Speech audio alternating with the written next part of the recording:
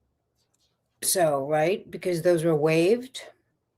No, something was reduced to a judgment. So when that money hits her account, it's gonna they're It gonna is take going to it out. go, right? I mean, she's not going to be Mhm. left with very much. I'm sorry to say. I'm afraid to say. No. And I figured out too when she's talking about a lien, because I got like this financial document from them, it is just like a placeholder because they charge them their pay to stay once a week. And so Mm. like they get the commissary the day before that hits, and everything else goes into a lien. Like it's just due and owing. But it doesn't necessarily, it's not like a bounce check, if that makes sense. They'll put it in a placeholder and then they will allocate it out. So they'll get their money. It's like layaway. It's like that. Like they'll get their money eventually, and you already got the goods. Gotcha. Beth of a salesman says it's hard to believe Sarah brought us all together. It's the best thing she did. Only good thing she did, really, for maybe Yeah. Oh my God. And there's so much shade in here from Judge Jackson. I love it. It's my Yes. favorite part of the whole thing. It's like so, and I think it was Cliff. Someone was saying it's so great that how many times she mentioned convicted, convicted murderer. I know, convicted murderer. They got it wrong though. The killerer. They put killer. I think like whoever typed it thought it was. But I'm like, It was oh, the only thing there wasn't a typo on. oh my God. Yeah. Right. Somebody corrected it and they shouldn't have. Yeah. But her head is spinning off. They like convicted murder, second degree murder, like every variation of it. I was like, oh, I love it. And she says Yes. that there's nothing to back up the claims that she made that they said that to her. I think that was one of those things. Yeah. No, because he said I was explaining to him what a killer or no, I'm kidding. What a murder, what does that look like? And what does it mean to be accused of it? Because of course he was what, 8, 9. He's gonna be like, where's mommy? Yeah. Exactly. Anyway, yeah.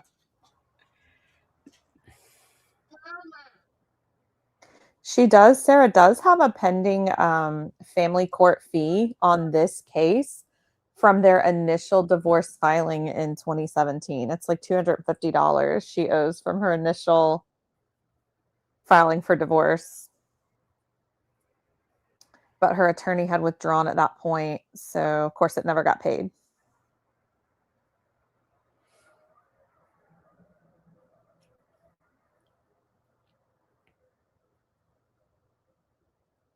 We'll keep going, but I'm gonna look for this 250. Okay.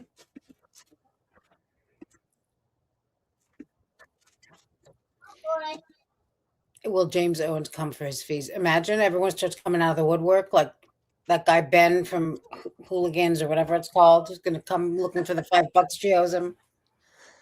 How would he know? I guess it's posted. Yeah, Billy Lane is going to want services. Yeah, for his services. He's been taking calls, so yeah. Oh, has he? As recently as December, yeah. Who? James?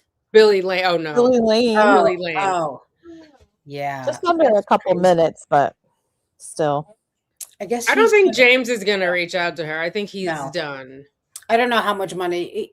She would have to have a lot of money for him to even bother talking to her, I think. Well, remember, he takes $50, $25.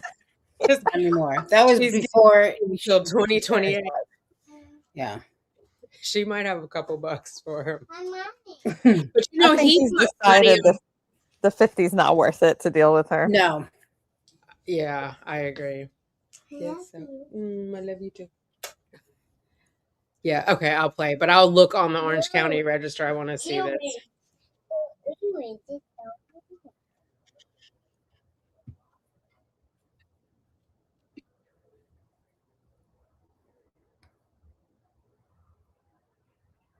Chillwood apartment is still waiting for their cleaning fees.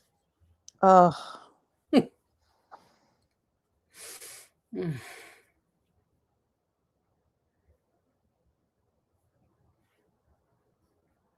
Yeah, Tanika is frozen. Somebody says in the comment. I thought it was just on my platform, but no, I think she'll be back, I'm sure. Okay.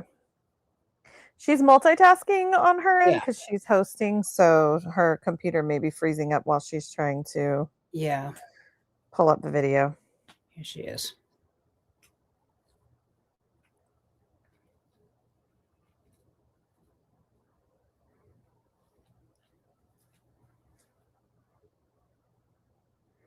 I don't think Owens will come back to collect anything. I think that he would rather die than deal with Sarah for any reason. Yeah, I mean, he retired after, like, he is nowhere to be found. Yeah. He got Sarah'd. He got Sarah in a big time, but he did it to himself. Absolutely. He asked for it, so. I think had he actually been a true crime buff, as he claimed to be, and done some real research, he would have had a better idea of what he was in for. I'm grateful for him, though. Imagine I am Sarah too. with no lawyer. It would have Oh, been yeah. a nightmare, and she would have had a better chance of appeal. Yeah, it would have been a Daryl Brooks situation. Yeah. But Sarah, who, But I mean, I don't know. He is. They're both They're vile. really. They're both horrible. Yeah. yeah, she has her own brand, but it would have been just as excruciating. Popcorn. Yeah, they're different, but both horrible. Yeah. Right. I don't think Okay. Judge Cranick would have lost his patience as much as Daryl Brooks Judge did. No, yeah. Darrow, Stephanie Darrow. Oh, I poor think that thing. Sarah's He much was more trying. stupid than Daryl Brooks. Yeah, Much more what? Stupid. Oh, yeah. Or There's rather, a certain crassness with his entitlement. Do you know? yeah. Like it's, I don't Yeah. know. He's weird. Oh yeah, Oh, you guys can see that. $2.95. per se Sarah would have been more traumatic. It's true. And Jay. I mean, they both had a kind of special effed up way to kill people. So, Oh yeah, oh, it's not showing. and not take accountability for it. Mm-hmm. Larry says Sarah will be owing for medical fees. Yes, she's going to owe anytime she's Brooks is on coming to the the way that clinic. Sarah isn't. I agree. Okay, you guys can't see it. I can see it. I was like, are they? Hold on. I miss you, Mommy. You miss me. I'm right here. I miss you. Okay. Aww. Do you need me to get the boogeyman? Yeah. Okay. Okay, can you guys see that now? Yeah. There we go. Yes, we can see it. So just to recap, modification petition alleges final judgment should be modified due to substantial change. She goes on to say, and I like how she's very specific, like in case this does get appeal, even before we get into all the other criteria, the fact that you can't do shared parenting, that is a substantial change. So we don't really need to like pick through. Yes, those are a nice bonus, but ma'am, do they have bunk beds for your son in the prison? Like, No, there are no overnights Mm-mm. for children. yeah. I don't even. Well, I mean, we can talk about this after this or whatever, but I don't think there are going to be many visits. No. I don't either. I think after visit 1, that's a wrap. Yeah, for everyone involved, except, I don't think that she'll have the courtesy of telling them that she's not going to. If they show up, I don't think she will. I think she's gonna. She sees them as the enemy now because, nothing is going to be good. There are going to be no good phone calls, Right. Yeah. in my opinion. I mean, what do you guys think about her whole... I don't know. There's still some entitlement that hasn't gotten knocked down. Like, I wish she would say thank you to Brian or show any kind of gratitude. No, because without him, her stuff would have been out at the Salvation Army like week 2. Do you know? He took possession of her car. He took possession of her heirlooms, which I think are just tomatoes. Yeah. So much more than anyone else would have. And she has never thanked him for anything. Right.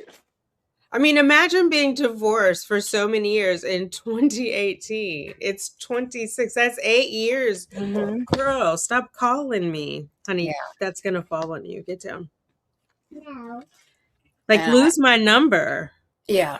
I've said this a million times, but I'm sure there are a lot of women in that prison with her who would kill to have a Brian watching their child. Yeah. And all she does is complain. She'll Well, never say thank technically, they you. did kill someone to have a Brian. Yeah. She just is nasty, and when she says things like, he's alienating me. Ma'am, he's paying for all your calls. I don't know how much more inclusive he could be. Alienating, and then she got it to the point where she wanted the child to be basically alienated himself. Like Brian couldn't be around when they were talked. Yeah, total Yes. privacy. None of that is good. I went through that with my children as well. It was like, you know, go hide somewhere so your my mom can't hear God. what we're talking about. Like, what? Yeah. That's not something. That's not normal. That's not normal. You know? Yeah. Yeah. My daughter's dad, he was super passive aggressive. So it was always something that had to be told to her. Yeah. And I would tell her, don't let your dad know I'll call him.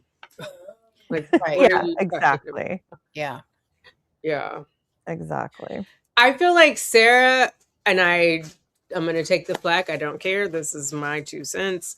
Is scoped Brian out. She is too infatuated with his money, too infatuated with his parents' money. She had no intention of ever getting a job. She's not like, I'm going to be a career woman, because even her No. whole story about not going to uni because she didn't take the exams. Man, we don't take the exams in the 12th grade. We take them in the 11th. But you know what? Mhm.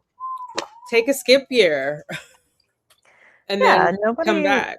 You don't have to go straight there.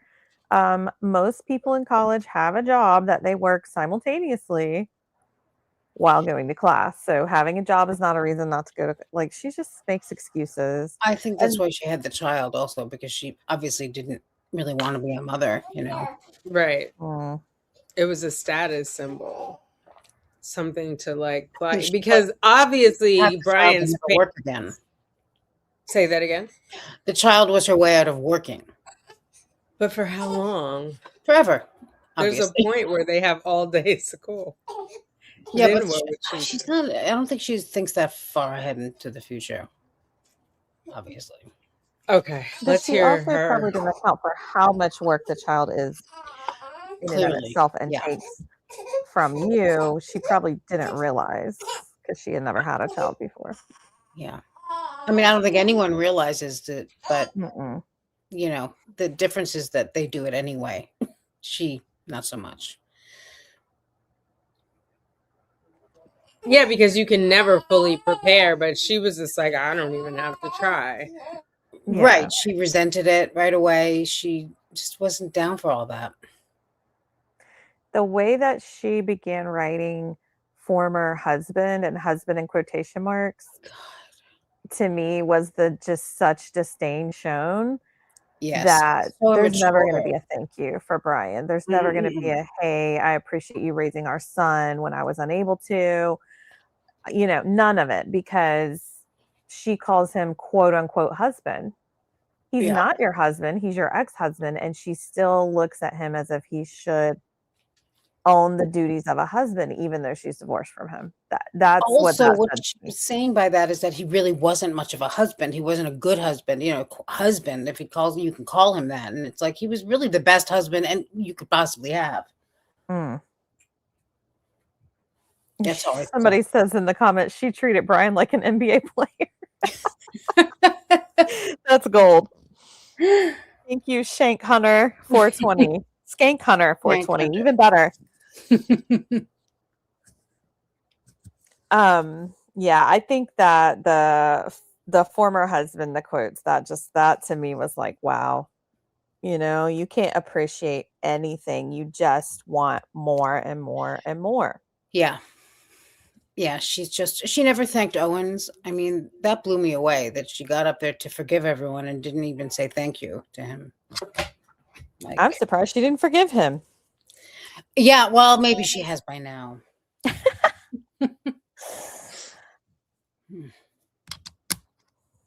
All right. Tanika is having some technical difficulties. Okay. Larry says that he paid for all his degrees through the military. That's true. Sarah could have went into the military. Of course, she has no discipline. She would have not made it. No, Larry, she would have not made it in the military. She might have enjoyed the drinking after work, but she would not have made it in the military. She did not last in the real world more than 3 years before She can't get up at 9 o'clock. Like, what kind of job is she do gonna have? anything. I mean, she was divorced for what, 3 years that she was on her own living in that townhouse. No, never. She always had George. They got divorced. Right. Yeah. But I mean, like, from her parents, right, to Brian, to then being not even on her own, but Right. Brian was paying her bills and George was there. And then she killed George, and here we are. Didn't last very long. Yeah. It's weird to like never have your own place too. Yeah, and to be she's so dysfunctional and horrible. Yeah. It's a shtick. It worked for her for what, 42 years? I guess. And I just didn't want her son to think, oh, this is a good woman. I mean, not to say that he should think his mom is bad, but like these are the attributes of someone that I want to marry. And it's so smart, and it must be so hard for Brian to like basically give her the rope to hang herself, because he will see his mother as she is on his own terms. Right. Which is really the healthiest way to go about it. Exactly. You have to let them experience it for themselves and come to their own conclusion. Yeah, because they'll resent you otherwise. They won't be able to discern, was that my idea or did she put that? You know what I mean? Like, they've got to come to it on their own. Right. At least with my mom, any guy that she was like, no, I was like, oh, hell yeah. So it's like, what's it going to be? Okay, let's go back. I feel better for the son today. Actually, it was rough before. Like, it's so sad. The party's minor child, quote, has lived exclusively, end quote, with petitioner since respondent's incarceration, and respondent, quote, does not have the financial need for alimony or child support, end quote. See modification petition at paragraph 3, number 7.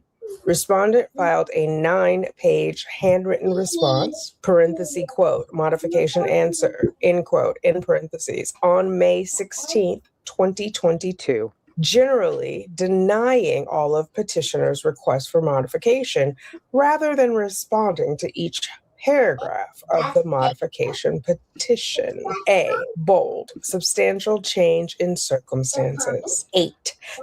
Wait, before we go back, I just have to touch on this 9-page handwritten response denying all petitioners' requests for modification rather than responding to each. Why is it 9 pages? She just had 9 pages of a general rant instead of responding to each paragraph, like actually having a point.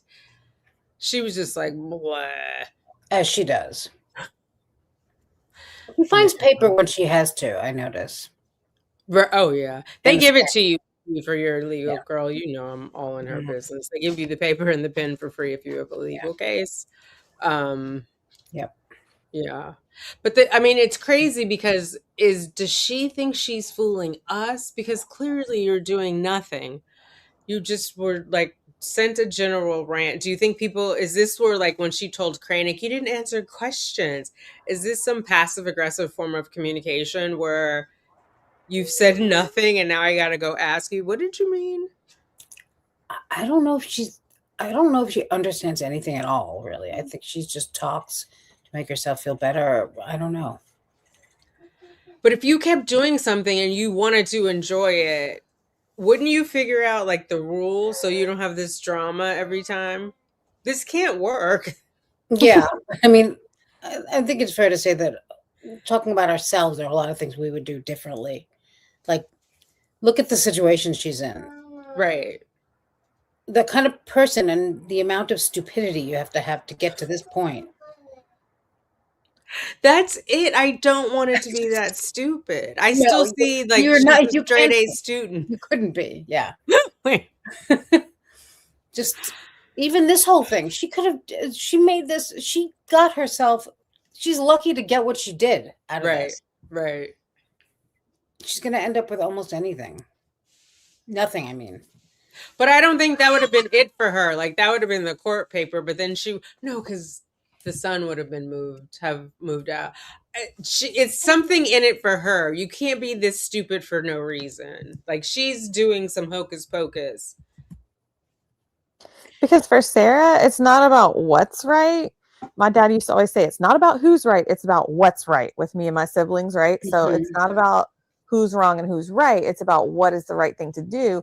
Sarah doesn't see that. Sarah sees I'm right, and I need to make everyone understand why just I'm right.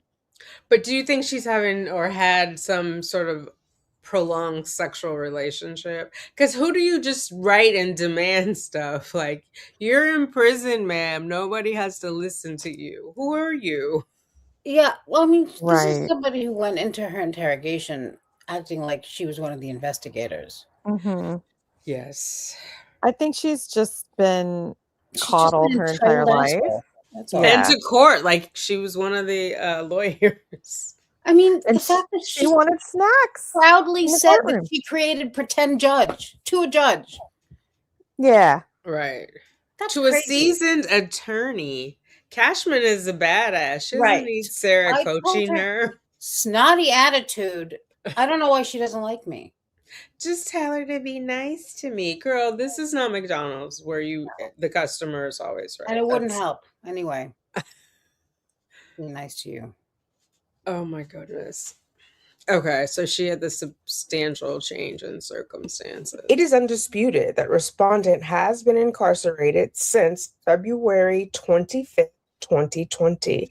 Subsequent to the filing of the modification petition, respondent was convicted of second-degree murder, and she was sentenced to life in prison. Number 9.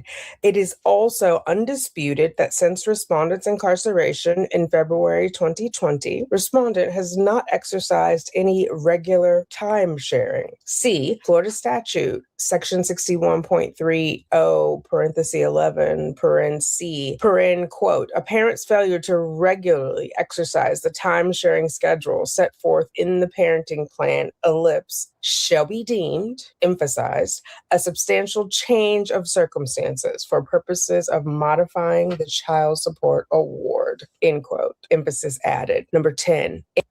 Okay, oh my God, I'm talking fast. And I was explaining so if she is,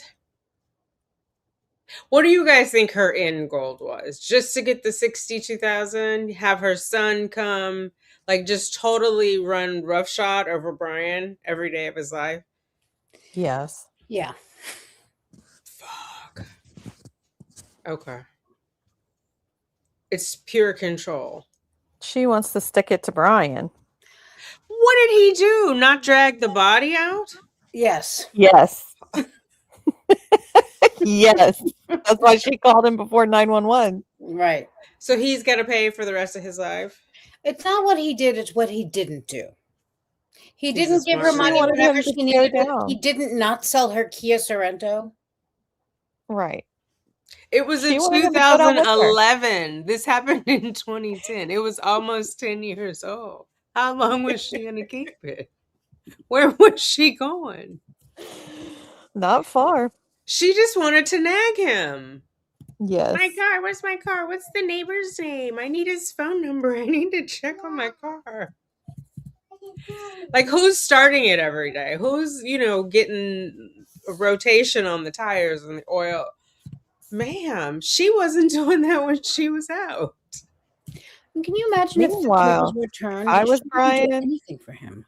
I would have funded tablet messaging and video attachments so that I could send her a video of the car being towed off my driveway. Oh my God. But mean, you know what, here's where it is, Suma? Sarah. Even if she didn't do anything, to her, there's nothing wrong with that because she wasn't doing anything before. Oh, no big deal. Right. Yeah. Now she can have, a Dr. Pepper and a cigarette. But I mean, like, you know, and I being in jail, and I this and I that, and her brother was in jail. She never contacted him, I'm sure. I'm sure too. She wasn't a very good Girl, at she staying in that touch with her extra other money brother. Yeah. for the handles or the whatever. Yeah. She's just a horrible person. I mean, there's a reason she has no friends and no family that talks to her. I wonder how long she's gonna make it in there. I mean, I don't wish any ill will, but it's like No, me neither. she's I would like to hard. live a very, very, very long. 120. I hope she has a nice, long, natural life. In anticipation of the entry of the original final judgment, respondent made financial disclosures that she was receiving unemployment benefits and in search of a job, and she alleged $5,293.83 in monthly expenses, leaving her with a financial deficit of $4,521. See MSA at paragraph 5 and respondent's financial affidavit 2018 financial affidavit filed on May 9th, 2018 at section 228 number. So that's May 9th, 28. He doesn't, I think that's the I said his name.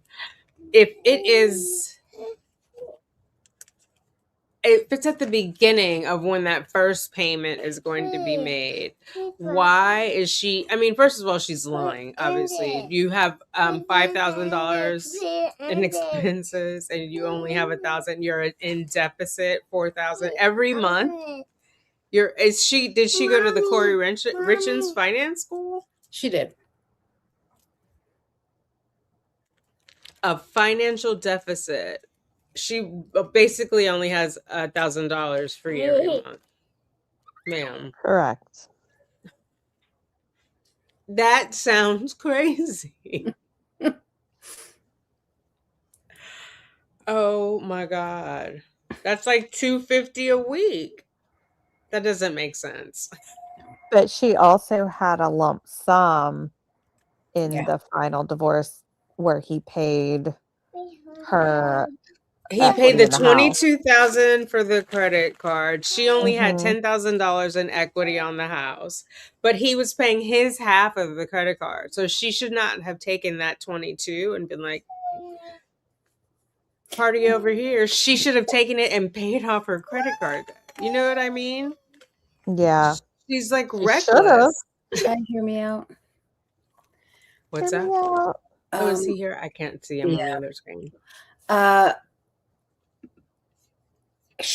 When did she get that 20? When they divorced? Or June of 2018. Right. Yeah. That's when she bought George the bike and the engagement ring. She would have gotten, because she got 22 from that. And then, what was it? Oh, for the house. She got $10,000 for her equity in the house. They were upside down in their home. But she may have just been living off of that until it ran out, instead of using it to pay her debt or whatever. So when was she getting this job to help with the $4,000 monthly deficit? About the same time she was going to quit drinking, I think. Oh my God. But I know she had 2 jobs while she was with George, because the night she strangled him, she was like, I gotta go to work tomorrow. I think it might have been a new job. That a couple hours ago. You did what? She should have thought of that a couple hours prioristically. Right. Correct. So she had that, and then there was another thing where she was wasting money. And it was like, just go somewhere else, ma'am. Yeah. She likes drama.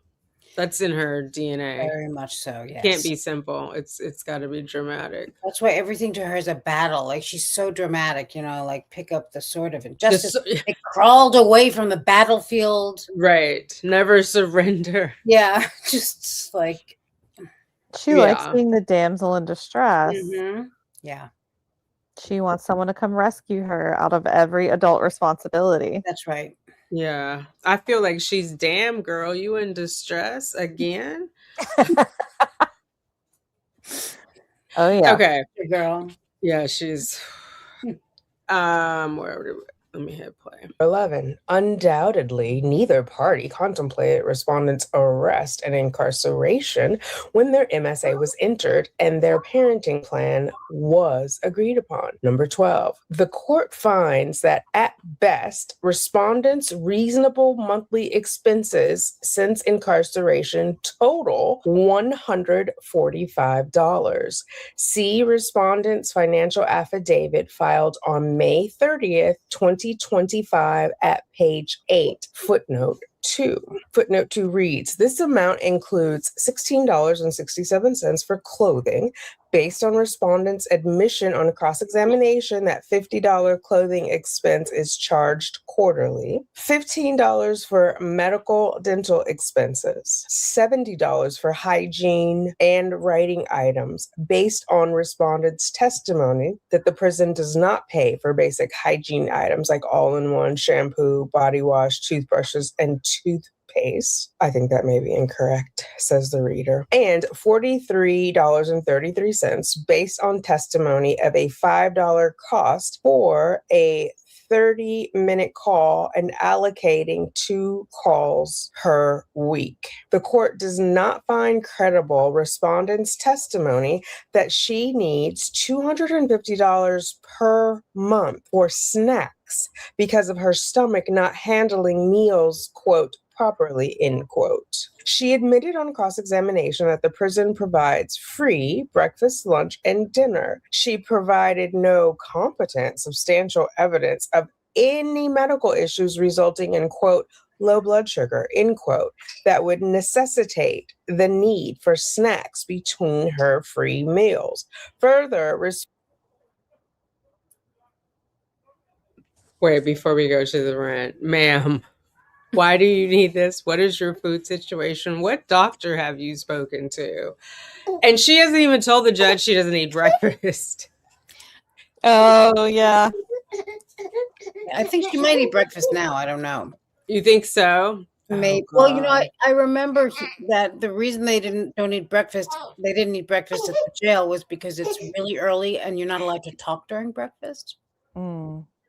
I heard an interview with someone who was in that, or maybe it was on Reddit, someone who was in that jail and was like, nobody eats breakfast because it's dumb early and you can't talk when you're eating breakfast. Yeah, I think they said like 4:30, but can't you just take it with you? I think it's brought to their Probably room. not. Oh, Yeah. Okay. So they probably don't want to get up at 4 in the morning. They probably sleep through it. Yeah. And to be honest, I would too. Yeah, me too. I mean, I'm sure it's I'm not getting up at 4:30 for some cold oatmeal. Forget it. Right. Yeah, powdered eggs. I'll wait till lunch. Yeah. I like how she put low blood sugar, quote unquote. Yeah, to necessitate the need for snacks between her meals. Yeah. Free meals.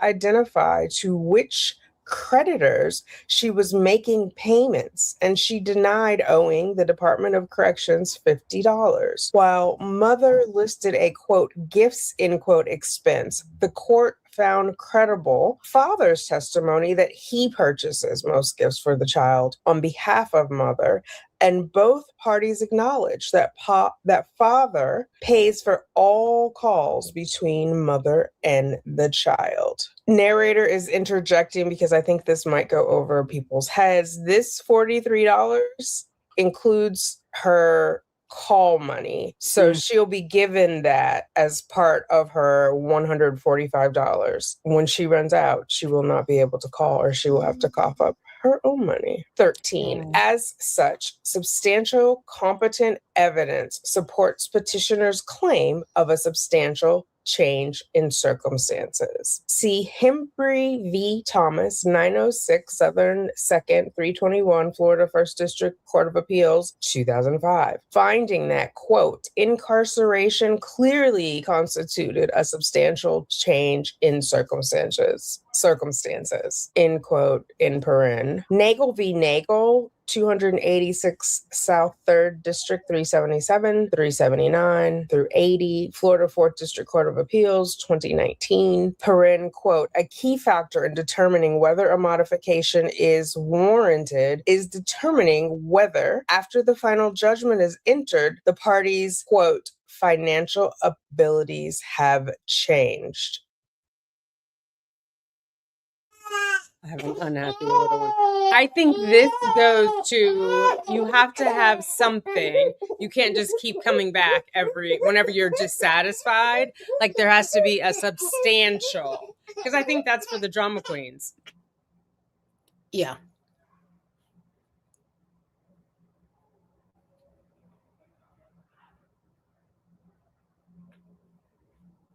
End quote. In paren.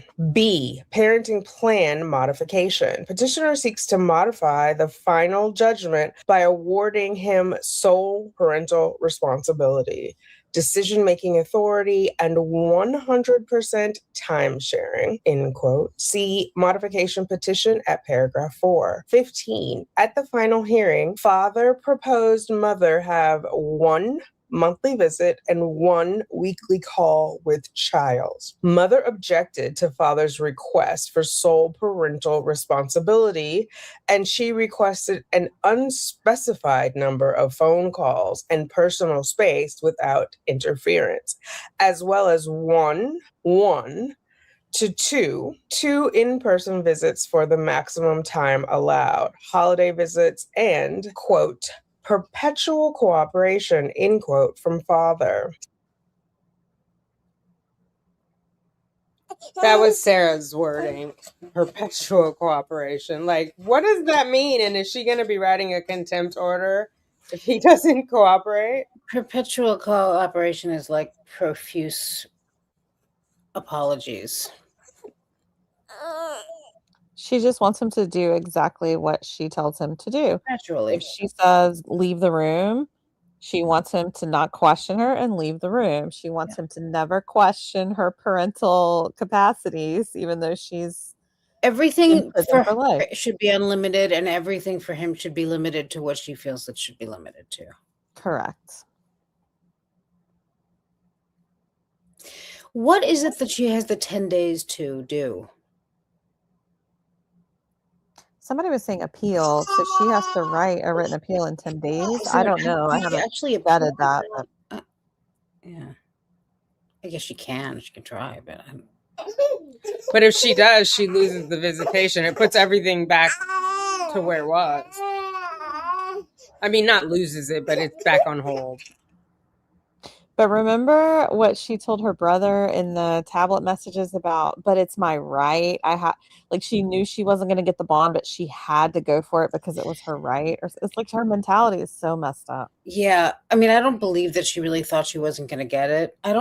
But it's true. She does these things just to be a pain in the ass, really. Yeah. It seems. I don't know. She thrives on that. Like, she loves to fight. Can't wave that white flag. So this is Forever Wonder. She says, fortunately, Judge J reserves the right to change the visitation. And she made a note about the child. So they'll just arrange that if he decides he does. Yeah, because she retained jurisdiction. I noticed that at the bottom. So it's coming back to her. She's already familiar with it. She's not leaving it up to chance. So if Sarah wants to act a fool, she probably is going to lose those visitation or do a video because he hasn't seen you in person in 6 years anyway, boo-boo. Yeah. Okay. 16, the court has heard the testimony of the parties, examined the demeanor, body language, and overall credibility and ability to show self-insight and awareness of the issues pertaining to shared parenting and time-sharing issues, and examined evidence related to the issue of the contested time sharing for the minor child. In determining the best interests of the child, the court makes these findings as to the factors affecting the welfare and interests of the minor child and the circumstances of the family as follows. A, Underscored the demonstrated capacity and disposition of each parent to facilitate and encourage a close and continuing parent-child relationship, to honor the time-sharing schedule, and to be reasonable when changes are required. End underscore. Due to her incarceration, I think I say it later, but just in case not, the underline part is what she's pulling from the statute. And then this with no underline is her response. And then if there's not like a yay or a nay, or it'll be like not applicable. And life sentence, mother has been and continues to be unable to honor the time sharing schedule implemented by the parties' parenting plan and the final judgment. The child was able to have virtual visitation with mother when she was incarcerated at the Orange County Jail, but she has since been relocated to a prison in Marion County. Father testified that he has paid for all telephone calls between mother and the child. According to father, there are times when the child is visibly upset after speaking with mother on the telephone because of the way mother talks to the child. B, Wait, before we go too far. The way I think he said the plethora of emotions you corrupt, Yes. which is like epic. It was beautifully said. It was. I was impressed by that. Yeah. And what could she say? Well, nothing, because she doesn't understand any of those words. Oh my God. Oh my God. Anticipated vision, underscore all this, of parental responsibilities after the litigation, including the extent to which parental responsibilities will be delegated to third parties. No shade, all tea. Since mother's arrest in February the third parties, because that came up at it's in here like 3 times. I mean, I'm sure it could also be her brother, etc., but I immediately thought of flying monkeys. Yeah. Yes. 2020, father has undertaken 100% of the parental responsibilities for the minor child. C, underscored the demonstrated capacity and disposition of each parent to determine, consider, and act upon the needs of the child as opposed to the needs or desires of the parent. The court notes that mother continued to contest the relocation petition and subsequent motion for temporary relocation, despite the intense local media coverage of her murder trial. Despite the child being bullied in school in Orange County. See order on motion for temporary relocation filed on March 6, 2023. Quote, temporary relocation order, end quote. Entered on April 5th, 2023 at paragraph E, A through B. See also at paragraph E, F. Finding mother did not have an articulable reason as to why she opposed relocation. Okay, so the judge is telling on Sarah, you're selfish. Your son is being bullied. It's a high profile. And you, for no reason at all, not any that you could articulate, are just saying no because you want control. Because you don't care. Right. Even in her letters when she was like, well, where would I go? And they have to be here. Why do they have to move? And I think she called herself snitch. And she was like, well, he said, he's moving closer to the prison. I'm still innocent. Like the dialogue in her mind is like, cuckoo, cuckoo. Yeah, that was when Brian thought he was a soothsaying was a job. Right. Oh, yes. Right. Yeah. But she put it all out there, and I like how the judge, like you can tell the judge has been getting familiar with the letters. I feel like she knows them like we know them, and we've been on it a while. Yeah, I was talking to my best friend last night, and we were like, I feel like she really fell down the rabbit hole. Really down there. How could you not? It's fascinating because it's like, is this person for real? Yeah, I know. Oh, and the rabbit hole is so deep. D, the length of time the child has lived in a stable, satisfactory environment and the desirability of maintaining continuity. Since mother's arrest in February 2020, the minor child has lived with father 100% of the time. E, the geographic viability of the parenting plan, with special attention paid to the needs of school-aged children and the amount of time to be spent traveling to effectuate the parenting plan. The parties disagree as to how many phone calls and prison visits the child should have with mother. Father contends that it is a 1 hour, 20-minute drive from his home and the facility where mother is currently incarcerated. Mother estimates that it is a 50-minute drive. However, the court finds father's testimony on the travel time more credible, as mother has never driven from the father's home to the jail, and mother's 50-minute estimate appears to be a generalization of travel between Ocala and where father and son reside, without taking into consideration of traffic and the actual distances. Without taking into consideration of traffic and the actual distances between destinations. Okay, can we talk about that? Yeah. She wants him to spend all day because Sarah asked for as many hours as possible. The judge limited it to 2. But you have your teenage son on the road, hour and 20. You wanted them there all the hours of the day. Then they got to go back an hour and 20. Like, that's a whole day event. She doesn't care how long they have to travel. She doesn't care how much of their time she takes up on a weekend. She doesn't care how much the phone calls cost. She will now, of course. But it's only 13 cents a minute. It's only 50-minute drive. Everything. And you agreed to it, right? When you signed up for it, you agreed to the 13 cents? Yeah, right.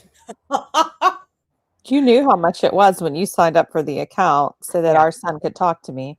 And he's like, well, I had no choice. And there you go. Right. Yeah, you can't decline it and take the call. You know?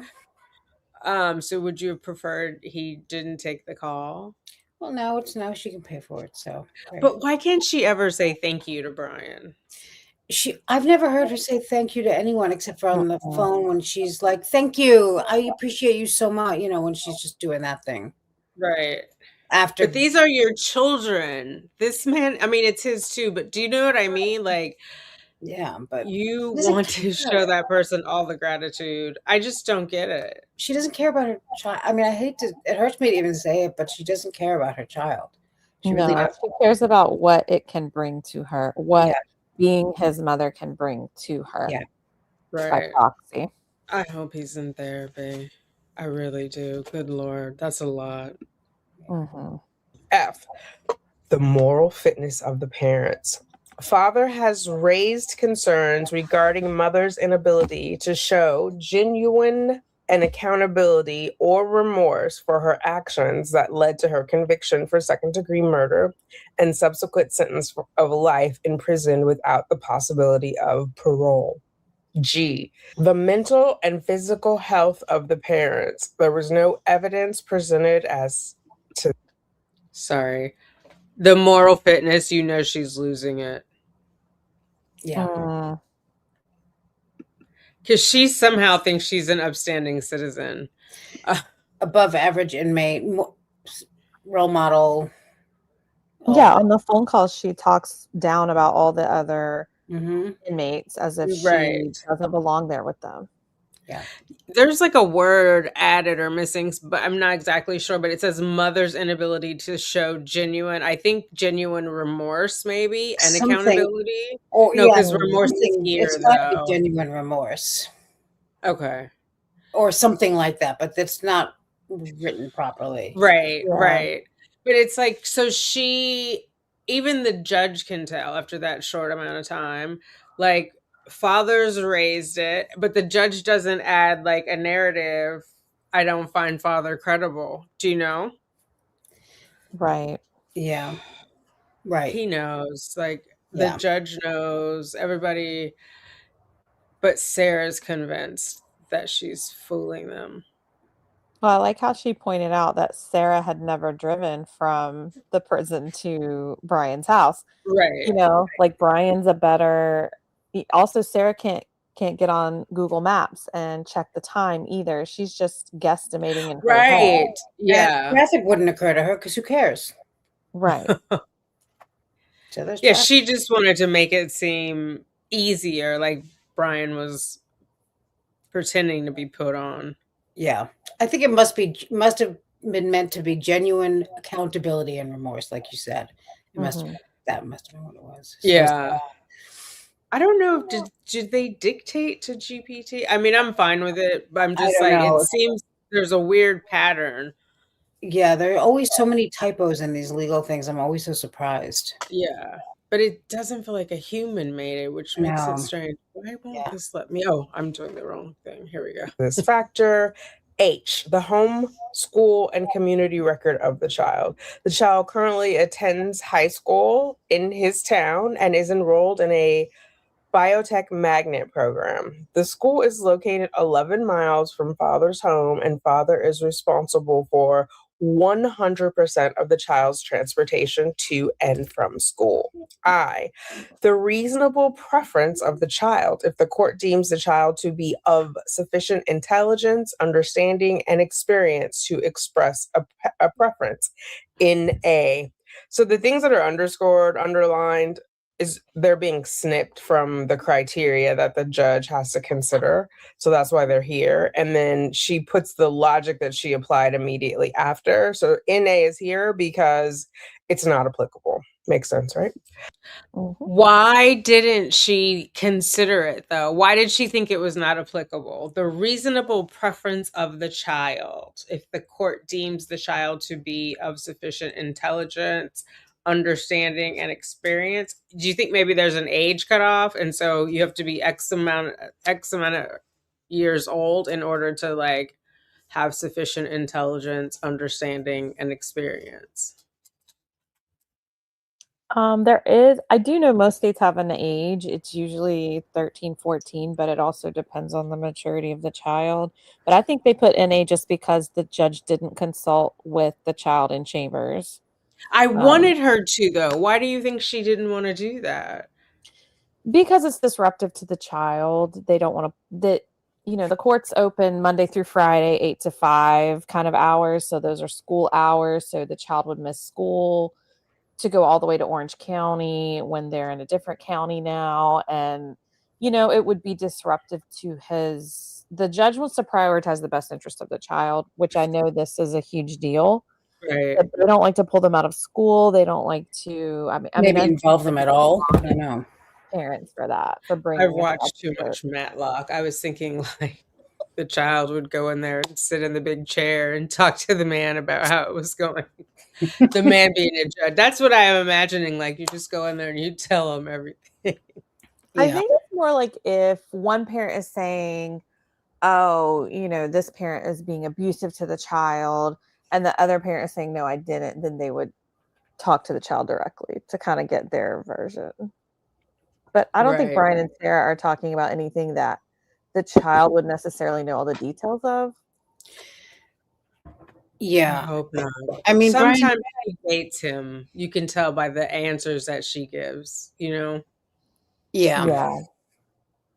And she also doesn't want to ask him things that are uncomfortable for him to talk about and make him, she probably wouldn't do it that way. I'm sure she No, but still, that's like vulnerable. Yeah. Brian did tell her that he would like it if he could just decide when and how often he'd see her and talk to her, which was smart of him to say, because at least he let her know. And when we get to the visitation part, I like how she didn't specify that he had to go, X amount of times a year. It was just flexible according to the child. So she really is thinking about what is good for the child. If the child wants to see her, he can choose to go see her. If the child is busy, he's allowed to be busy. It's not Sarah being prioritized. Yeah. And I think Judge Jackson, I bet, has a pretty good idea of how this is all going to go down, which is one of the reasons why Sarah pays for the calls. Right. Yes. Right. And I think it's like good practice too. I don't know. It seems like Sarah has just been someone will figure it out for me. Yeah. And now she's being forced to be accountable. She worked so hard to not do any work. It's like she doesn't do anything at all. But a couple of these like responses, Judge Jackson has got her number, you know? Absolutely. She see like right through her. Mm-hmm. Larry Tyler says The speaking demonstrated of knowledge, Matlock, capacity, and disposition of each parent to be informed of the circumstances of the minor child, including but not limited to the child's friends, teachers, medical care providers, daily activities, and favorite things. There was no evidence presented as to this factor. K, the demonstrated capacity and disposition of each parent to provide a consistent routine for the child, such as discipline and daily schedules for homework, meals, and bedtime. There was no evidence presented as to this factor.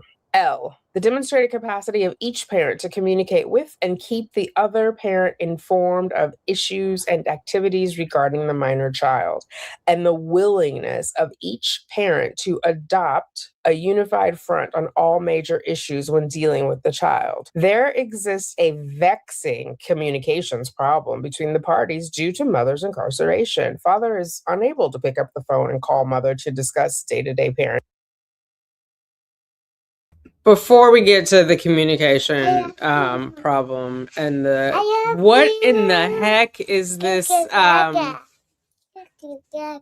Wait, honey.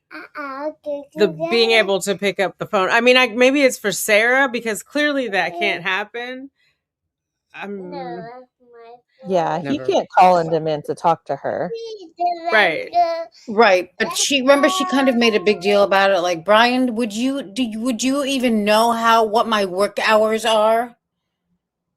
Like, it doesn't matter. You're still in prison. You're Gotta working. call me. Like, yeah, what are you rushing to the hospital? He's like, no. But that's her craziness. If it's a real emergency, the last thing I'm gonna do is stop and call someone who there's nothing they can do and they're slowing me down. Also, the fact, let's say there was a way to reach her, whatever it is. How is it his fault that he doesn't know? Wouldn't you, as the mother, say, if anything ever happens, do this? Or with all her letter writing, since she hasn't written him a letter, as it says in this paragraph, couldn't she have just written down, this is how you get in touch with me. These are the hours you can call. This is the department where I'll be. None of that. No, it's all his fault that he never asked. Mm-hmm. Why would he ask her what her work hours are? What's the difference? She's not going to run over to the emergency room and... Exactly. Oh my God. And I mean, maybe it's a little city, but if I'm calling the prison, I'm not thinking about, I'm calling the workroom or the whatever. Like, just get her on the phone. It's just ridiculous. Like, that's what happens when you kill someone, you go to prison for life. You're not available anymore and you never were. So what's the difference? Yeah, what is the difference?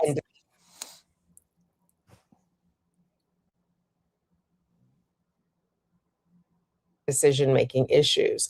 This makes it difficult for the parties to confer with each other so that major decisions, affecting the welfare of the child will be determined jointly and expeditiously.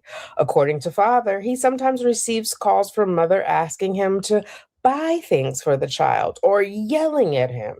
Father also testified that he has not received any letters from mother in 4 years. Evidence of domestic violence, sexual violence, child abuse, child abandonment, or child neglect, or evidence that a parent has or has had reasonable cause to believe that he or she or his or her minor child or children are in imminent danger of becoming victims of an act of domestic violence, regardless of whether a prior or pending action relating to those issues has been brought. There was no evidence presented as to this factor. Evidence that either parent has knowingly provided false information to the court regarding any prior or pending action regarding domestic violence, sexual violence, child abuse, child abandonment, or child neglect. There was no evidence presented as to this factor. The particular parenting task customarily performed by each parent and the division of parental responsibilities before the institution of litigation and during the pending litigation, including the extent to which parenting responsibilities were undertaken by third parties. While the final judgment provided the parents were to have 50-50 time sharing, father estimates that's all those who fly for her, the third party parenting, who Brian has never met, has never signed off on, doesn't know them from Adam, and they have his home address and are sending his son gifts. Yeah. Strangers that their mother, who's incarcerated for murder, met on the internet. Or whilst incarcerated. Right. Good Lord. that mother exercised 30% of the time sharing. He testified that mother's time sharing was, quote, sporadic, end quote. And she saw the child whenever she felt like it, quote unquote. According to father, there were nights where he got calls to come pick up the child because mother had started drinking. It's in their original marriage agreement that she's not meant to drink around the child, if you guys haven't seen that. P, the demonstrated capacity and disposition of each parent to participate and be involved in the child's school and extracurricular activities. Due to her incarceration, mother has been unable to participate in the child's school and extracurricular activities. Q, the demonstrated capacity and disposition of each parent to maintain an environment for the child which is free from substance abuse. There was no evidence presented as to this factor. The capacity and disposition of each parent to protect the child from the ongoing litigation as demonstrated by not Also, you know, that's how Brian wasn't trying to screw her, right? Because he could have been like, she was drunk before she got arrested. She's been drunk ever since. She never had him her amount of the time. Like, he could have gone in and he just, like, stayed silent. He touched upon it, didn't he? I mean... He did, but, like, there are specific words in here. I mean, he really could have... I would have leaned into it. He's a better man than I am. Exactly. Yeah. Like, Right. I would have told it all. Oh, yeah, forget it. I'm so happy that in that body cam, that's one of the first things he said when they asked him about her on the day of the incident. Discussing the litigation with the child, not sharing documents or electronic media related to the litigation with the child, and refraining from disparaging comments about the other parent to the child. There was no evidence presented as to the parties discussing the current modification proceeding with the minor child. But mother testified that father has called her a killer and murder in front of the child. There's a lot of typos. I'm not talking about them because I'm here for the substance and not the style. But this one, I wish they would have got it right. Killer is Or what wrong. she said. Whatever would have gotten us to kill Maybe her. they couldn't believe what they heard. I will never forget it. S, the developmental stages and needs of the child and the demonstrated capacity and disposition of each parent to meet the child's developmental needs. The child is 14 years old at the time of the meeting. Currently, the child is 15. Enrolled in a magnet program and involved in extracurricular activities. T, any other factor that is relevant to the determination of a specific parenting plan, including the time sharing schedule. Father testified that mother has not been involved in any major decisions regarding the minor child. Also, he has no idea how to contact mother to get her input on issues involving the child. He testified that over the past 6 months, I feel like, and I'm not going to do commentary, but I feel like they should have put in, he knows he can write her a letter. And then there is this sort of hanging of that's not real time, right? Like 3 days to get to her, 3 days to get back, assuming he has the correct address, etc. He testified that over the past 6 months, mother's calls have been off and on. He described there being months of tons of calls, but other weeks with none. He also expressed concerns about mother's decision-making, including the circumstances leading to her arrest and conviction for second-degree murder. How many times does it appear, her head's gonna spin off? According to him, he doesn't think she makes good decisions. Notwithstanding his concerns, father testified he does not mind mother giving her input on decisions regarding the child's education, health, and other major decisions. But he believes sole parental responsibility is in the child's best interest given mother's current circumstances. 17. Upon evaluating the factors above, it is in the best interest of the child that father shall have sole authority to make major decisions for the child. It is detrimental to the child to have shared parental responsibility for the following reasons. Mother's current incarceration with a sentence of life in prison without the possibility of parole. Mother's sporadic calls and father's inability to call mother to discuss parenting issues. 18.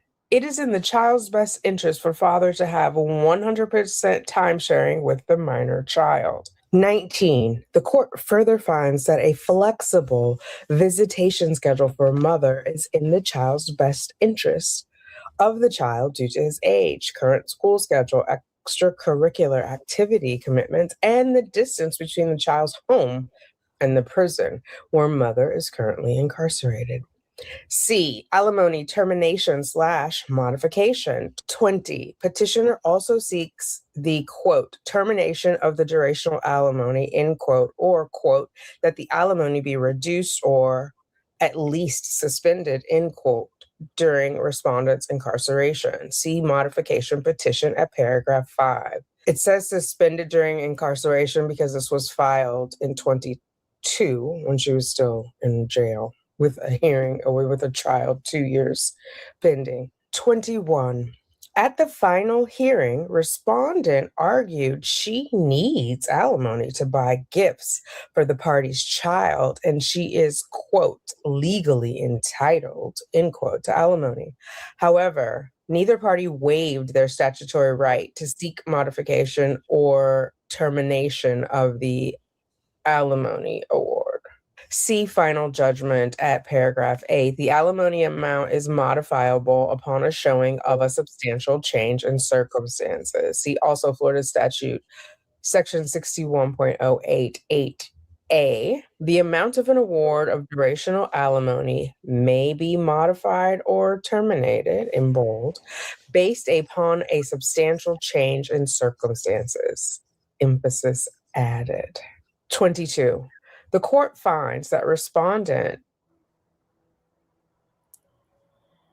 I wanted to give you guys some breathing room to talk. I have a minor crisis that I'm having. Okay. So I love the flexible schedule there that she just said it should be based on the child's needs, not certain amount of visits a month like Sarah wanted. Yeah. I also like that she puts in quotes that Sarah told her that she has a legal right that to alimony or whatever it was. Yes. Because Sarah likes to tell the judge what's up. As she does everyone in life. Yeah. Yeah. She's the kind of person that you want to say, well, why don't you just clock in and come work here then, since you know more about what I do than I do, you know? Yeah. I want to say to her, what makes you think that you are in a position where you should be telling a judge what's legal? Like, correct. I just don't understand that at all. Well, and she keeps going back to she didn't understand the whole time that they were having this hearing on August 25th. The judge kept saying, we're here to discuss the modification. And she kept going back to, well, in our agreement in 2018, it says, and he's violating it, but we're here to discuss modifying it. Like she couldn't get that through her head. He's violating it? Yeah. You know, like. Right. When was the last time you picked up the child for visitation? Right. Just. Or fed the child or any of the things that you were responsible for doing. Anything. Nothing. You just gripe about your car and your rights and you're the mother. I still have input. I'm the mother. Yeah. And I'm sure they're thrilled. They're thrilled at the lottery they won, huh? Yeah. Yeah. She's going to be talking about that car forever. Oh my gosh. It's never going to be over. And she's just going to get more and more bitter, I guess. And I don't know. Is that even possible? I don't know. I'm not sure. Why aren't they getting her psychological evaluations? Because I feel like when all this is over, her actual, she's so far from reality. That's gonna be, she's gonna be in bad shape. I think they know that her type of personality can't really benefit from.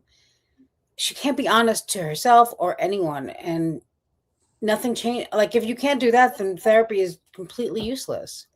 Yeah. And would she even be cooperative? Like, would she Isn't participate or Nothing go? wrong with her. No. And they kind of did during the criminal trial have the two experts kind of evaluate her, but And that's they had probably her as far as intake they eval, got. which I thought, from if memory serves, was really the best we heard, because they said that she's not in touch with reality. They said that she has like grandiosity. Everything that they said, they really nailed it. Yeah.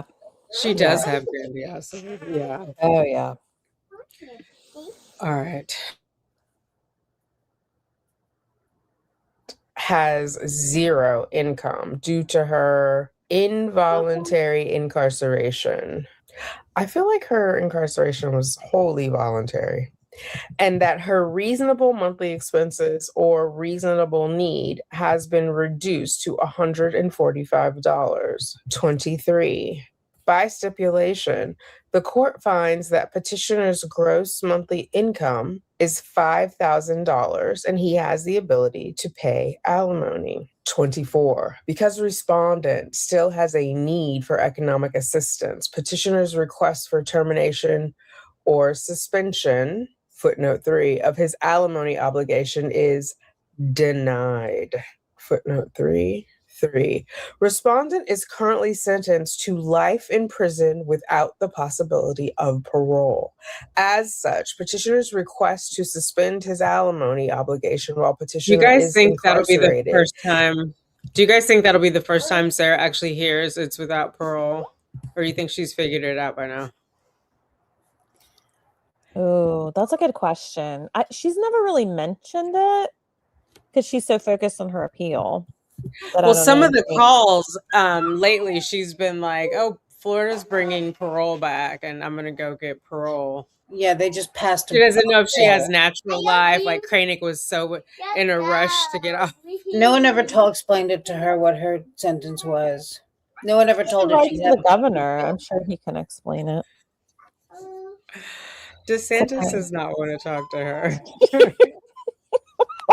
Can you imagine the 1 sentence letter she would get from him? Is effectively requesting a termination of the alimony. See Florida statute section 61.088A expressly stating that the purpose of durational alimony is, quote, to provide a party with economic assistance for a set period of time following a marriage, ellipse, end quote.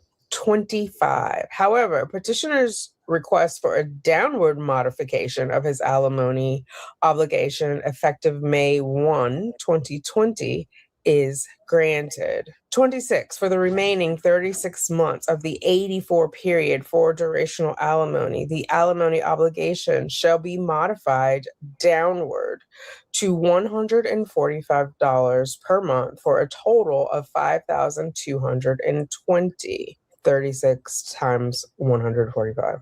Respondent is entitled to total alimony arrears of $20,220. See footnote 4. Footnote 4. Petitioner admits that he did not make any alimony payments for the 15 months before filing the modification petition for a total of $15,000 in missed payments. D.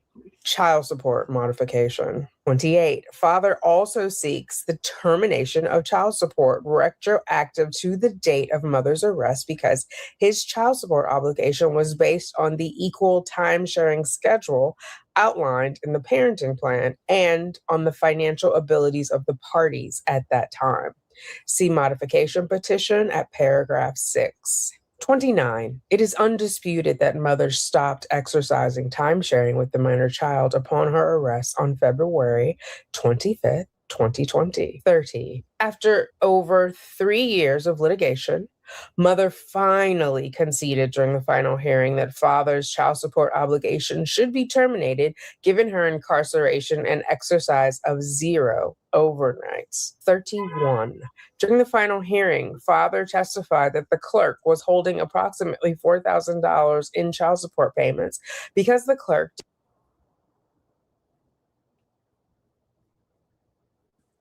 Oh, Sneeko, we can't hear you. You're muted. Of course I am.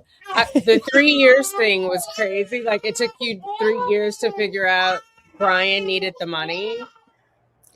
Yeah. I love the word finally. The mother finally conceded after 3 years. That is Yes. a beautiful placement. Now, there. what is so good is that it's really going to piss her off. Like, I keep thinking about that term when his attorney used the term chaos Mm. in one of his motion or one of his letters. Remember that she incited chaos or something like that, and it drove her crazy. She used that word several times to try to snap back at him, and there's going to be a lot in this that bothers her. Oh, yeah. Oh, yeah.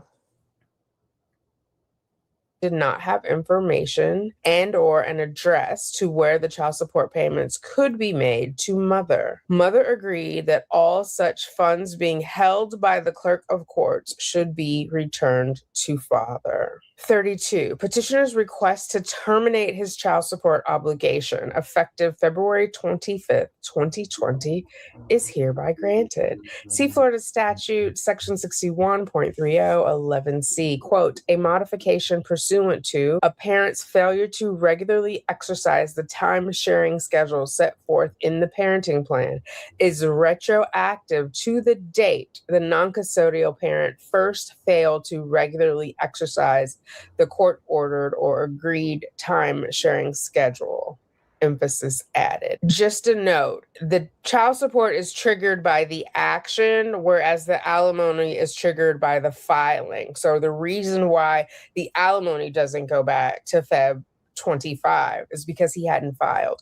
But as soon as she stopped the activity, that is what triggered the alteration in time share. The new child support arrears balance is 0, effective April 7th, 2026. 2, Roman numeral 2, relocation petition. 34, in his relocation petition, petitioner seeks to permanently relocate from Orlando to where he lives now because of respondent's incarceration for second-degree murder, the child being bullied at school, and respondent having 0 overnights over the past 3 years. See relocation petition at paragraph 3. It's actually over the past 5 years, right? Because she hasn't had it since 2020. I don't know why that says that. 35. On February 23rd, 2023, respondent filed a handwritten response, quote, relocation answer, to the, end quote, to the relocation petition wherein she objected to the relocation. See relocation answer at paragraph 1. 36. Notwithstanding her objection, on April 5th, 2023, the court entered its temporary relocation order, wherein the court permitted permissioner to temporarily relocate to where petitioner lives now. See temporary relocation order at paragraph 2. 37. Respondent continued to contest the permanent relocation and did not stipulate to the permanent relocation until the final hearing. 38. The court finds that the permanent relocation to where petitioner lives now is in the best interest of the minor child, especially in light of mother's current incarceration in Ocala. 39. As such, the relocation petition is granted by agreement of the parties. Roman numeral 3, motion for contempt. 40. Although most of her motion involved respondent writing about her displeasure with the court's ruling permitting temporary relocation over her objection, respondent does not state she is seeking to obtain missed, delinquent, or diminished alimony payments. See option for contempt at page 1. What is the remedy she was looking for? She just kind of fetched. 41. Petitioner acknowledges that he did not pay $15,000 in alimony for 15 months between respondent's arrest and the filing of his modification petition. 42. While petitioner acknowledges that he stopped making alimony payments after respondent's arrest, petitioner testified that he did not pay alimony because after respondent's incarceration, he had nowhere to send the alimony payments. He helped move items from petitioner's apartment upon her incarceration. He paid for storage unit for her items, and he made $600 worth of direct.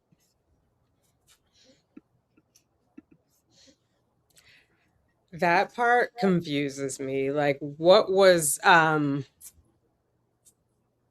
he paid for the storage unit, he paid for all those things. Like, did she think that was going to go on indefinitely until trial?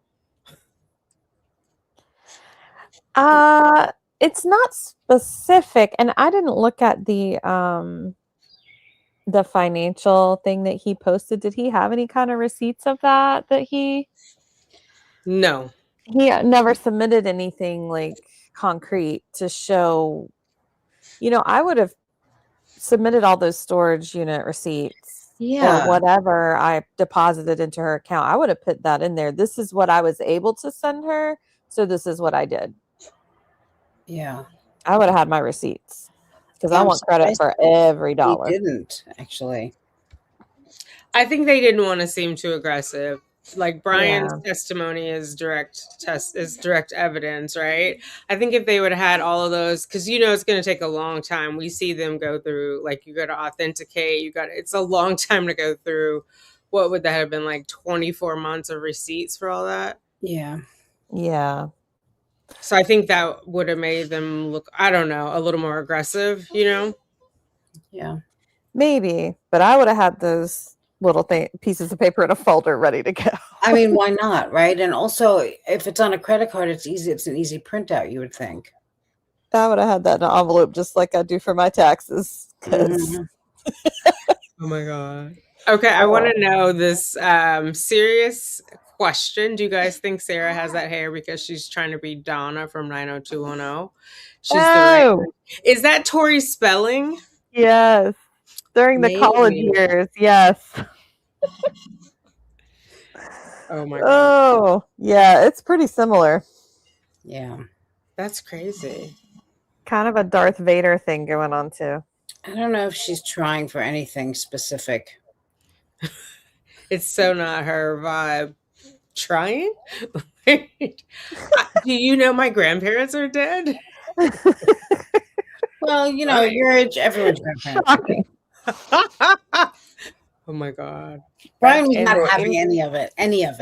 I loved it. I was Kind payments to petitioner prior to the date of filing, including giving respondent commissary money. 43. While the court does not find that petitioner's post-incarceration gestures absolve him from his alimony obligation, the court cannot find an intentional and willful violation of the final judgment under those unique circumstances, including respondent's long-term incarceration, petitioner's inability to make Zelle payments, and respondent's lack of a bank account that she can access. 44. As such, at the trial, Brian said his Zillow account. I think he was nervous because I was like, "What?" He said Zillow. Yeah. Now it's funny because she blames him for the account getting closed. 30 years she had that bank account. Yeah, but I don't. But filed it closed. She doesn't make sense because if he had put it in the account, which he would have had to have done for her account to be open, how was she going to get the money? How was she going to Right. give that to her inmate? Yeah, and that's her bank account. That's her problem. She should have Right. figured out a way to deal with it. I mean, she bothered him about everything else. Why didn't she bother him about keeping that thing relevant or open or whatever? She doesn't make any sense. She's so busy being the victim, like she doesn't think through all the other scenarios. Yeah, and it's such she feels like it's such a flex that she had a bank account for 30 years. It's like having a polyp for 30 years. Who cares? Right. Yeah, it's not the flex you think it is, man. Yeah. And he wouldn't have been able to stop any auto payments she had set up on that account for her subscriptions that she was also Yeah. complaining about. Like, what? And how are you getting those in jail? Like, I don't get it. I don't know. Yeah, see, and it's hard to tell because I get that no, you are not having Diet Coke, sir. I get that some people want to have some kind of flex, but it can't be.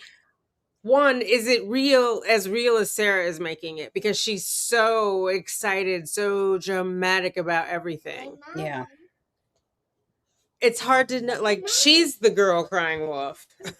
I mean, the only reason she had that bank account is because Brian was putting money in it for many years. Right. Not like she was working or, Right. Yeah. And it's not like she's money savvy, even if she was. It's not, it's like, ma'am. No. And she got up and testified in court like she was so good with money when they first started asking her about, she's like, this was our agreement that George would pay this and then we would do all this first, and acting like she was so responsible. Yeah, and she was helping her family pay the mortgage, which I do not believe. No. Not for 1 second. Not. Yeah, unless mortgage was the name of some brandy. Yeah, she was at the mall. She was at the mall. Oh, guys. Oh my God. Okay, here we go. Petitioner's motion for contempt is denied as to contempt, but granted as to enforcement of petitioner's $1,000 alimony obligation for the 15 months prior to the filing of the modification petition for a total of $15,000. Roman numeral 4, request for attorney's fees and cost. 45, petitioner seeks an award of attorney's fees and costs. Specifically, petitioner seeks $12,000.50 in attorney's fees and costs through July 29th, 2025, as well as fees and costs for the preparation and attendance at trial. 46, the court evaluates the following factors. I think this is brilliant, and this will encourage her to be less litigious because she is quick to want to sue somebody with zero money. And so I'm glad she has to pay. Mm-hmm. Like it's less zuzus and wham whams for her. You know what I mean? Like, because she could have settled 2 years ago. Man, what do you need child support for? You don't have a child you're supporting. Yeah. Disgraceful. Yeah. But I also think she compared it to their original litigation time. Yes. When they had real items to get rid of, a home and, like assets. And that's how it was all about the money for Sarah, that she dragged it out this long. Yeah, it's crazy. It was. There's under Rosen v. Rosen, footnote 5. Footnote 5 gives a citation of where you can find Rosen v. Rosen, 696 Southern 2nd District, 697, 700, Florida, 1997. A, financial resources of both parties. Petitioner is an out-of-work software developer, but he stipulated to imputed annual income of $60,000. While he owns real estate and has tangible assets, the extent of his liquid cash is $1,306 in a trust checking account. C, petitioner's financial affidavit filed on April 25th, 2025. Respondent, no ongoing monthly income, but she is entitled to $22,220 in alimony arrears. See paragraph 24 and 25 above. So isn't that crazy? She, after he already imputed to 60,000 annual income, she still wanted his tax returns, his bank accounts, and like, I would be terrified to give that to that woman. She'd be in there plotting all day how to get his money. Oh yeah, she wanted down to the penny. That was creepy, and it's like, ma'am, it's just 60,000. Doesn't matter where it sits or where it sits, who else sits with it. You know, if the Benjis are there, like, yeah.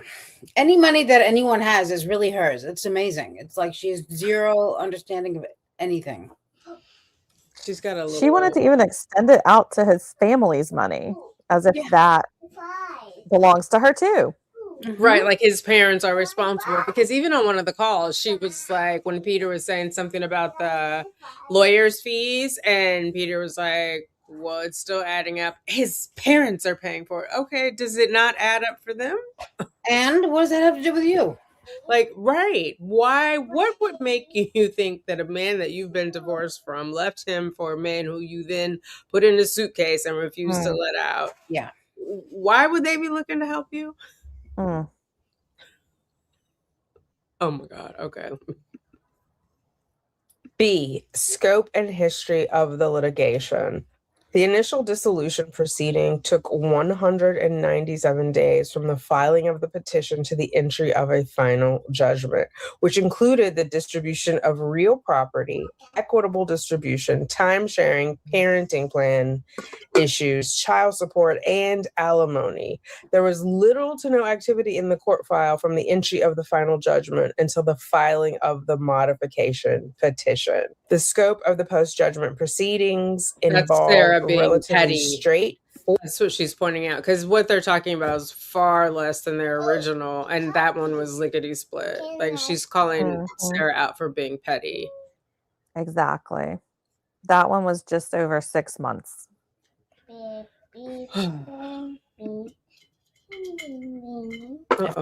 of objecting. Right.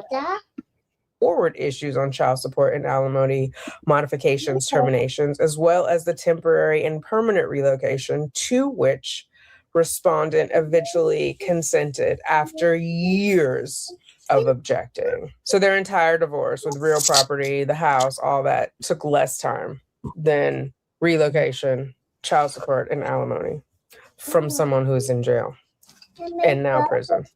C, duration of the litigation. The post-judgment proceedings for which petitioner is seeking attorney's fees unnecessarily spanned 1,231 days from the date of filing of the modification petition to the final hearing on relatively straightforward issues. I feel like she's doing what Kranig did. I can count too.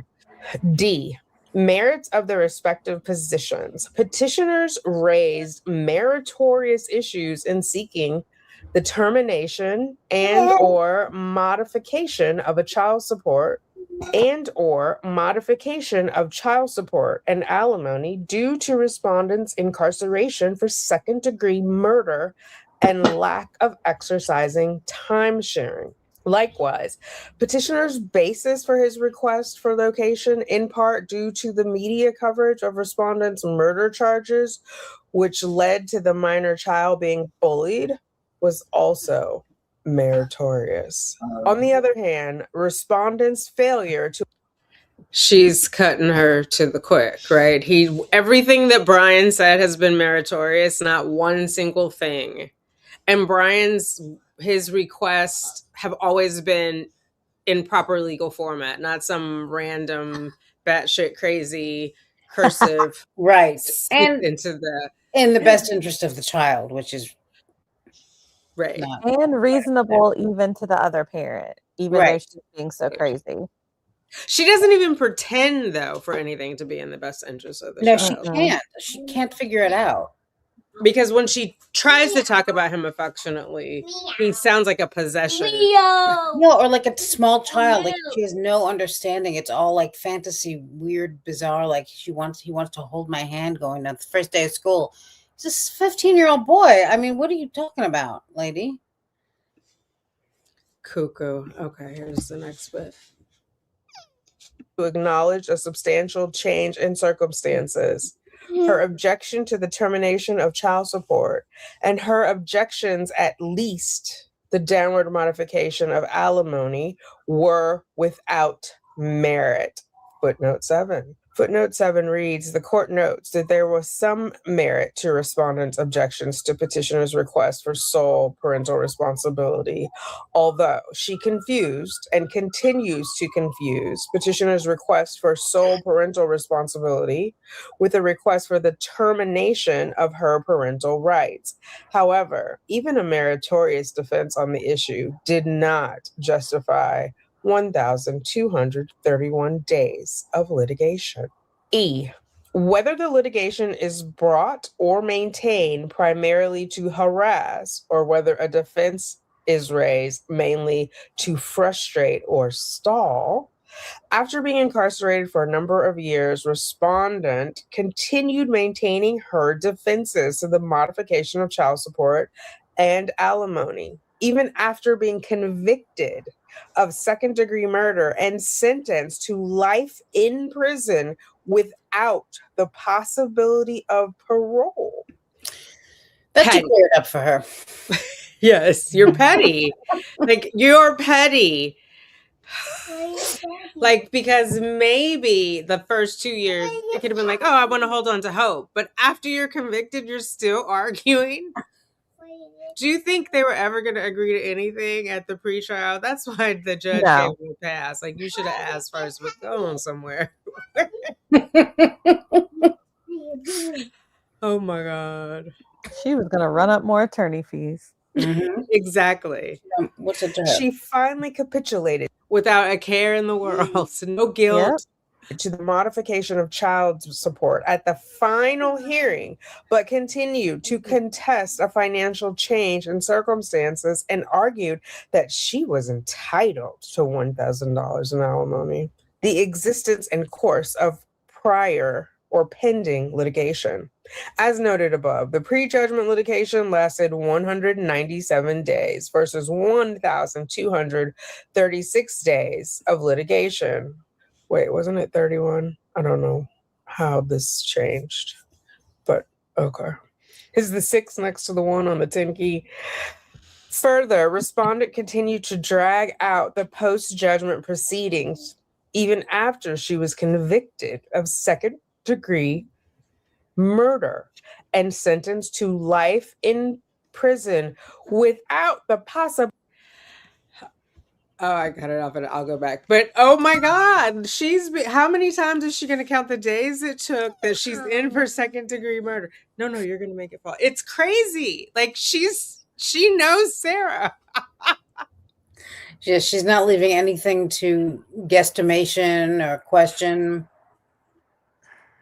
Yeah, it sounds like she looked at some of her old letters where she was listing how many days she was incarcerated. Yes. Yeah, this is just 1 page more than Kranick's.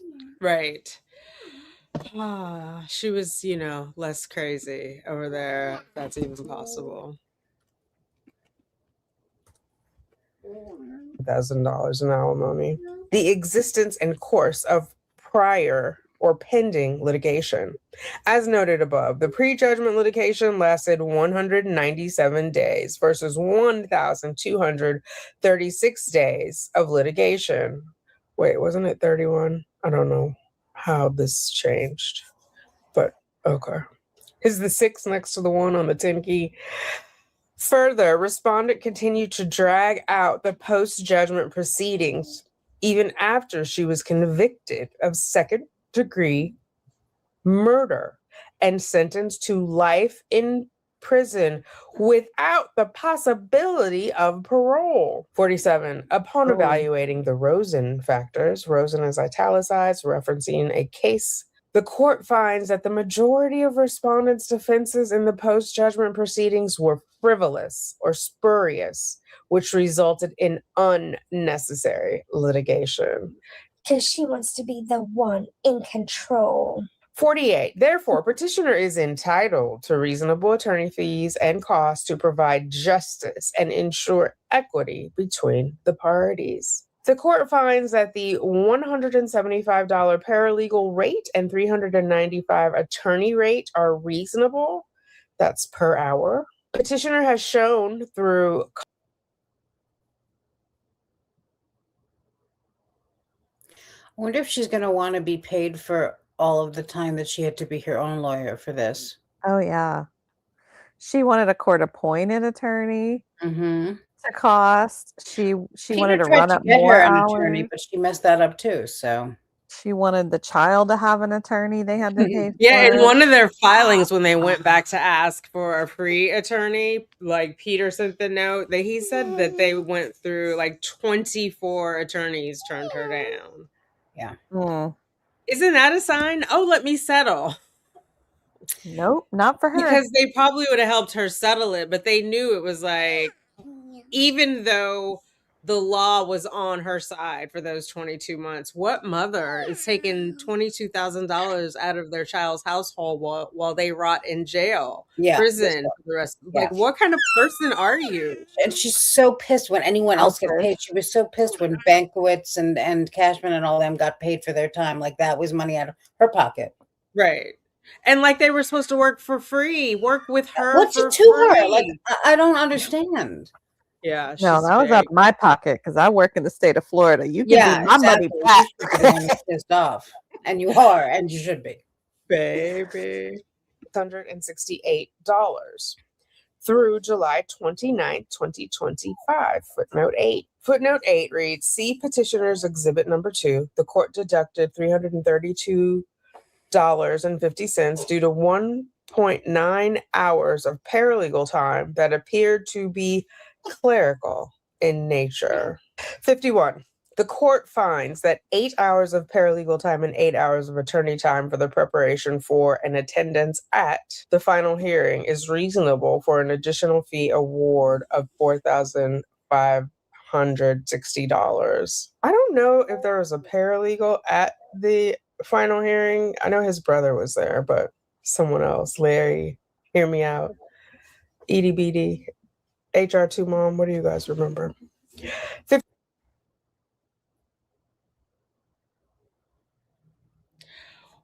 Why do you... There's something...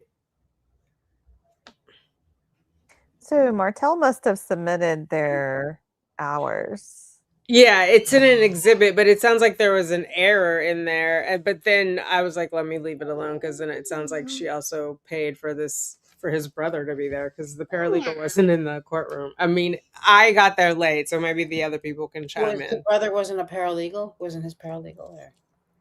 Oh, that's a possibility. Look at you with those critical thinking skills. Just throwing it out there. I don't know. Oh my God. So yes, the brother could have been one and the same. So maybe that. Look at you, Suma, solving the world's problems. 52. Petitioner shall receive a credit of $16,228 from the alimony arrears owed to respondent, leaving an alimony arrears balance of $3,992.00. What he is getting back from what is being held is around $3,600. So he is right now out of pocket about $392 when it's all said and done. It is therefore ordered and adjudged that A, petitioner's petition for modification is granted in part. B, petitioner's petition for relocation is granted. C, parental responsibility time sharing. Petitioner father shall have sole authority to make major decisions for the child and 100% time sharing with the minor child. D, visitation. Little I, beginning May 1st, 2026, mother shall be entitled to 1 telephone call per week with the minor child, as well as an additional call on the child's birthday, Thanksgiving Day, and Christmas. What? Not Valentine's Day? Not Sarah's birthday? Not Easter?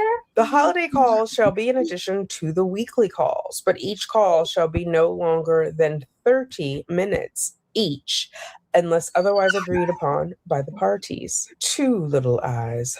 Beginning May 1st, 2026, or within 30 days of the minor child being really quick, I gotta show some receipts because I know everybody's like, where are you getting that number from? So I just want to show the unclaimed.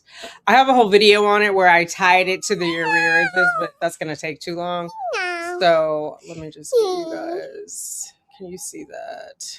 I love that they don't get a call on her birthday Or I know. Mother's Day. or Mother's Day. Yeah. Right. No. This is just like Sarah has to learn how to be a grown up suddenly. Is it? Oh, it is there. Okay. So this is the unclaimed funds. The total will tie back to the arrearages spreadsheet, but this is visually just easier to look at. So she had the 9 claims. This is the Florida, what is it called? Treasure hunt for unclaimed money. So it's basically acting like an escrow account while it's being held because the other guys are not meant to just be hanging on to money. So then we have, there's a total of 9 of them. The 9th one is on another page because this gives the total, right? So that's 800 there. And then this one is $2,806.38 plus that 800 we just looked at. So he's getting $3,606.38 back. Does that make sense? Can you guys see it? I left this up. Sorry. Yeah. Okay. So that's where I'm saying he's like about 300. I mean, it's still a win. It's very close to zero. Okay, back to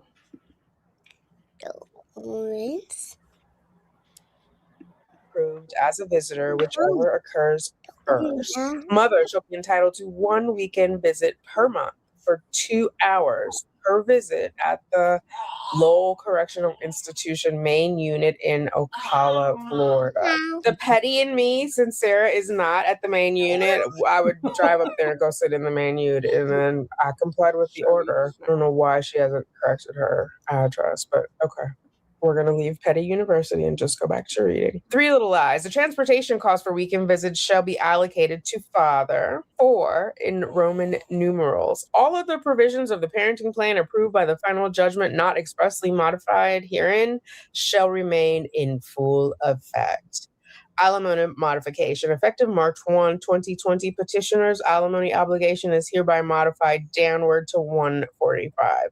This is incorrect because he was just charged $15,000 from March 1st until he filed in April for the modification. So I just think they meant to put the 22nd, whatever that was. I'm sorry, the 2022 in whatever month that was. All other provisions of the marital settlement agreement approved by the final judgment, not expressly modified herein, shall remain in full effect, including the length of the award of the durational alimony. As a result, petitioner's durational alimony terminated on April 2nd, 2025. Roman numeral 3. Petitioner shall receive a credit of $16,228 for his award of attorney's fees in accordance with paragraph F below. As such, the alimony arrears amount is reset at $3,990. Do you guys remember that first letter she sent to Martel? Like, who is this woman? Where did you find her? Is there a bias? I've got cancer. I can't give you a range of dates. Yes. Yeah. Can you let me know Totally who she is unreasonable. and where she is? And I've got cancer and I don't know what's going to happen with my treatment. And Then complained that they didn't negotiate with her. Right. No, the other side filed something straight away and said she's not cooperating. Like they weren't even going to go back and forth. I don't know if Sarah thought like they were going to come. What is it? You didn't even ask me questions. They were like, no, ma'am. And she's never available for anything. It's like she has such a busy schedule. $2. The 300 Roman numeral 4. The $3,992 balance of this alimony arrears shall be paid in 7 installments deposited into respondent's inmate trust account. Within 20 days of entry of this final judgment, which is April 7th, petitioner shall apply to be an individual who, pursuant to Rule 33-601.716 of the Florida Administrative Code, is identified on the respondent's automated visiting record. He actually has to be approved to send money. 6, petitioners shall make the following payment deposits to respondent's inmate trust account. A, within 90 days of petitioner being identified on Sarah K. Boone's automated visiting record with the recurrent, quote unquote, approved status, pursuant to Rule 33-601.716 FAC, petitioner shall make payment number 1 in the amount. You'll notice too, his process is different because I've been like in places where in internet rooms, and it's like they send her money via the web. Right. They're going to have him send it to a physical address. It's going to be a check, a money order. It has to have the deposit slip in it. So like they're tracking it, obviously, so he knows when he's done. So he won't have that experience of like a loved one sending her money, Yeah. Thank God. Yeah. Amount of $600. On or before December 1st, 2026, petitioner shall make payment number 2 in the amount of $392. On or before March 1st, 2027, petitioner shall make payment number 3 in the amount of $600. On or before June 1, 2027, petitioner shall make payment number 4 in the amount of $600. On or before September 1, 2027, petitioners shall make payment number 5 in the amount of $600. On or before December 1, 2027, petitioners shall make payment number 6 in the amount of $600. On or before March 1, This is what I don't get, right? Because she can't have more than 300 in her regular inmate trust account at a time. She's got to set up another bank account separate and aside, right? But so why are some of them 600 and the others are 392? And why is it staggered in a weird way? Like it's I don't know. Only quarterly. one of them is 392 or whatever it is. It's the second one is 300. Right, early on, and then there's like a 600. There was something, And they're all 600, but they're like in weird, like, is it every 3 months? I think it's quarterly. 2 months? It is kind of a weird payment schedule. Every 2 months would make sense if it's $300 a month. Mm-hmm. Right. Let's look at it again. But how is she going to use $300 a month? Oh, she's allowed to use $300 a month. I see. Right. So She's allowed to have it on the book. She doesn't have to spend it all, but she can't have more than 300. Yeah. Right. I mean, she really should. She should only be getting the $145 a month. I agree. But there's some method to the madness that I'm overlooking. Yeah. I'm hoping somebody knows. record with the recurrent, quote unquote, approved status. Pursuant to Rule 33-601.716 FAC, petitioner shall make payment number 1 in the amount of $600. On or before December 1st, 2026, petitioner shall make payment number 2 in the amount of $392. On or before March 1st, 2027, petitioner shall make payment number 3 in the amount of $600. On or before June 1, 2027, petitioner shall make payment number 4 in the amount of $600. On or before September 1, 2027, petitioner shall make payment number 5 in the amount of $600. On or before December 1, 2027, petitioner shall make payment number 6 in the amount of $600. On or before March 1, 2028, petitioner shall make payment number 7 in the amount of $600. 7. An alimony 7. All alimony payments, deposits shall be made by cashier's check, money order, or certified bank draft made payable to Correct Pay and mailed _ with a deposit slip by the due date _ above to FDC Inmate Deposits, Bradenton, Florida. G. Child support termination. 1. Father's child support obligation shall be terminated retroactively to February 25th, 2020. 2, father is entitled to the return of any funds being held by the clerk of court for overpayment of child support. 3, the new child support arrears are 0 effective April 7th. That is the date of this filing. 4, the clerk is directed to return any and all funds being held for child support to petitioner Brian C. Boone. F, attorney's fees. Petitioner is awarded $16,228 in attorney's fees and costs and shall receive a credit of this amount from the unpaid alimony arrears. Relocation. Petitioner is permitted to permanently relocate to where he is in Florida. H, all other provisions of the final judgment, marital settlement agreement, and parenting plan not expressly modified herein shall remain in full effect. I, the court reserves jurisdiction to modify this supplemental final judgment done and ordered at Orange County, Florida on this 7th day of April, 2026, signed by LaShonda K. Jackson, the Honorable. E-signed 407. Certificate of service. So again, Sarah's got her old address. And the reason why it matters is because legal mail, you're getting the physical mail. So it has the physical location where she is. Yeah, she'll figure it out. Oh my goodness. Yeah.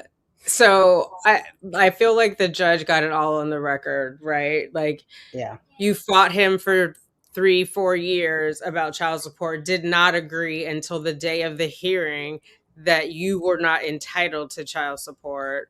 You argued arbitrarily about their wanting to relocate, could not articulate why you didn't want them. And that was just for the temporary, right? Which a logical person would go for the temporary because you'll know more about your case. What you can always extend it. It's not like, anyway, she didn't know the difference between parental rights and sole responsibility. Yeah. It was like, basically, you're not a good mom. You're not thinking about your kid, and it's super transparent. Yeah, it's very obvious, as we knew it would. I mean, she really went above and beyond in that hearing, that family court hearing. She was just horrible.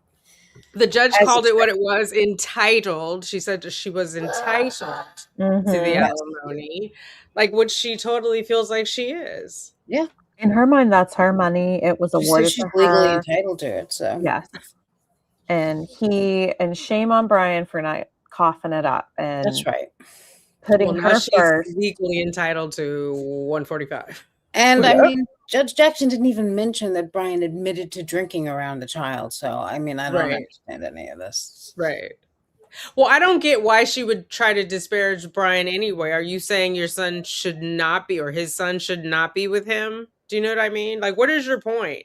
Even in there where the judge said she asked for, she filed for contempt of court, she didn't specify, like, what remedy she was looking for. You just writing to complain? You think I don't have anything else to do? Yeah, yeah, that's what she's doing. And I don't think Sarah's not going to understand a lot of this. A lot of it, she's not. Oh, I know she's not. Right? Yeah, like, I just don't see how is in her world who will understand it. She might. The takeaway, she might now know that she's sentenced to life without parole. Maybe right. Says it twice. Finally, someone clarifies this for her. But other than that, there's going to be a lot of confusion. So, like, what? No, yeah, it's who's going to help her write the rage letter? Well, I think that's going to be covered. Totally unfiltered, unhinged Sarah. Just like after she got sentenced to life, she went and did the full professional FU, uploaded to the court doc. Like, she has at this point, she knows she has nothing to lose, so she's going to go ham. Right. She had already gotten life, and then she doubles down and is like, oh, you thought that was bad? Oh, let me show you the real letter since I've got nothing else going on. Yeah. And I bet she does the same thing in this situation. Oh, now that I've lost all my money. What bothers me is she's going to insult Brian and probably her son. She better not. I know, but because she knows this is all public record. Yeah. She doesn't care. No, she likes that. That's why she's doing it. If it wasn't public record, what's the point? Oh my God. But, you know, she likes to go, like you said, full ham. She's going to go, she's going to start just trying to publicly insult and humiliate them, just like she did her attorneys. That's the thing, though. It's hard to understand. I think that's one of the things that fascinates her, or fascinates me about her.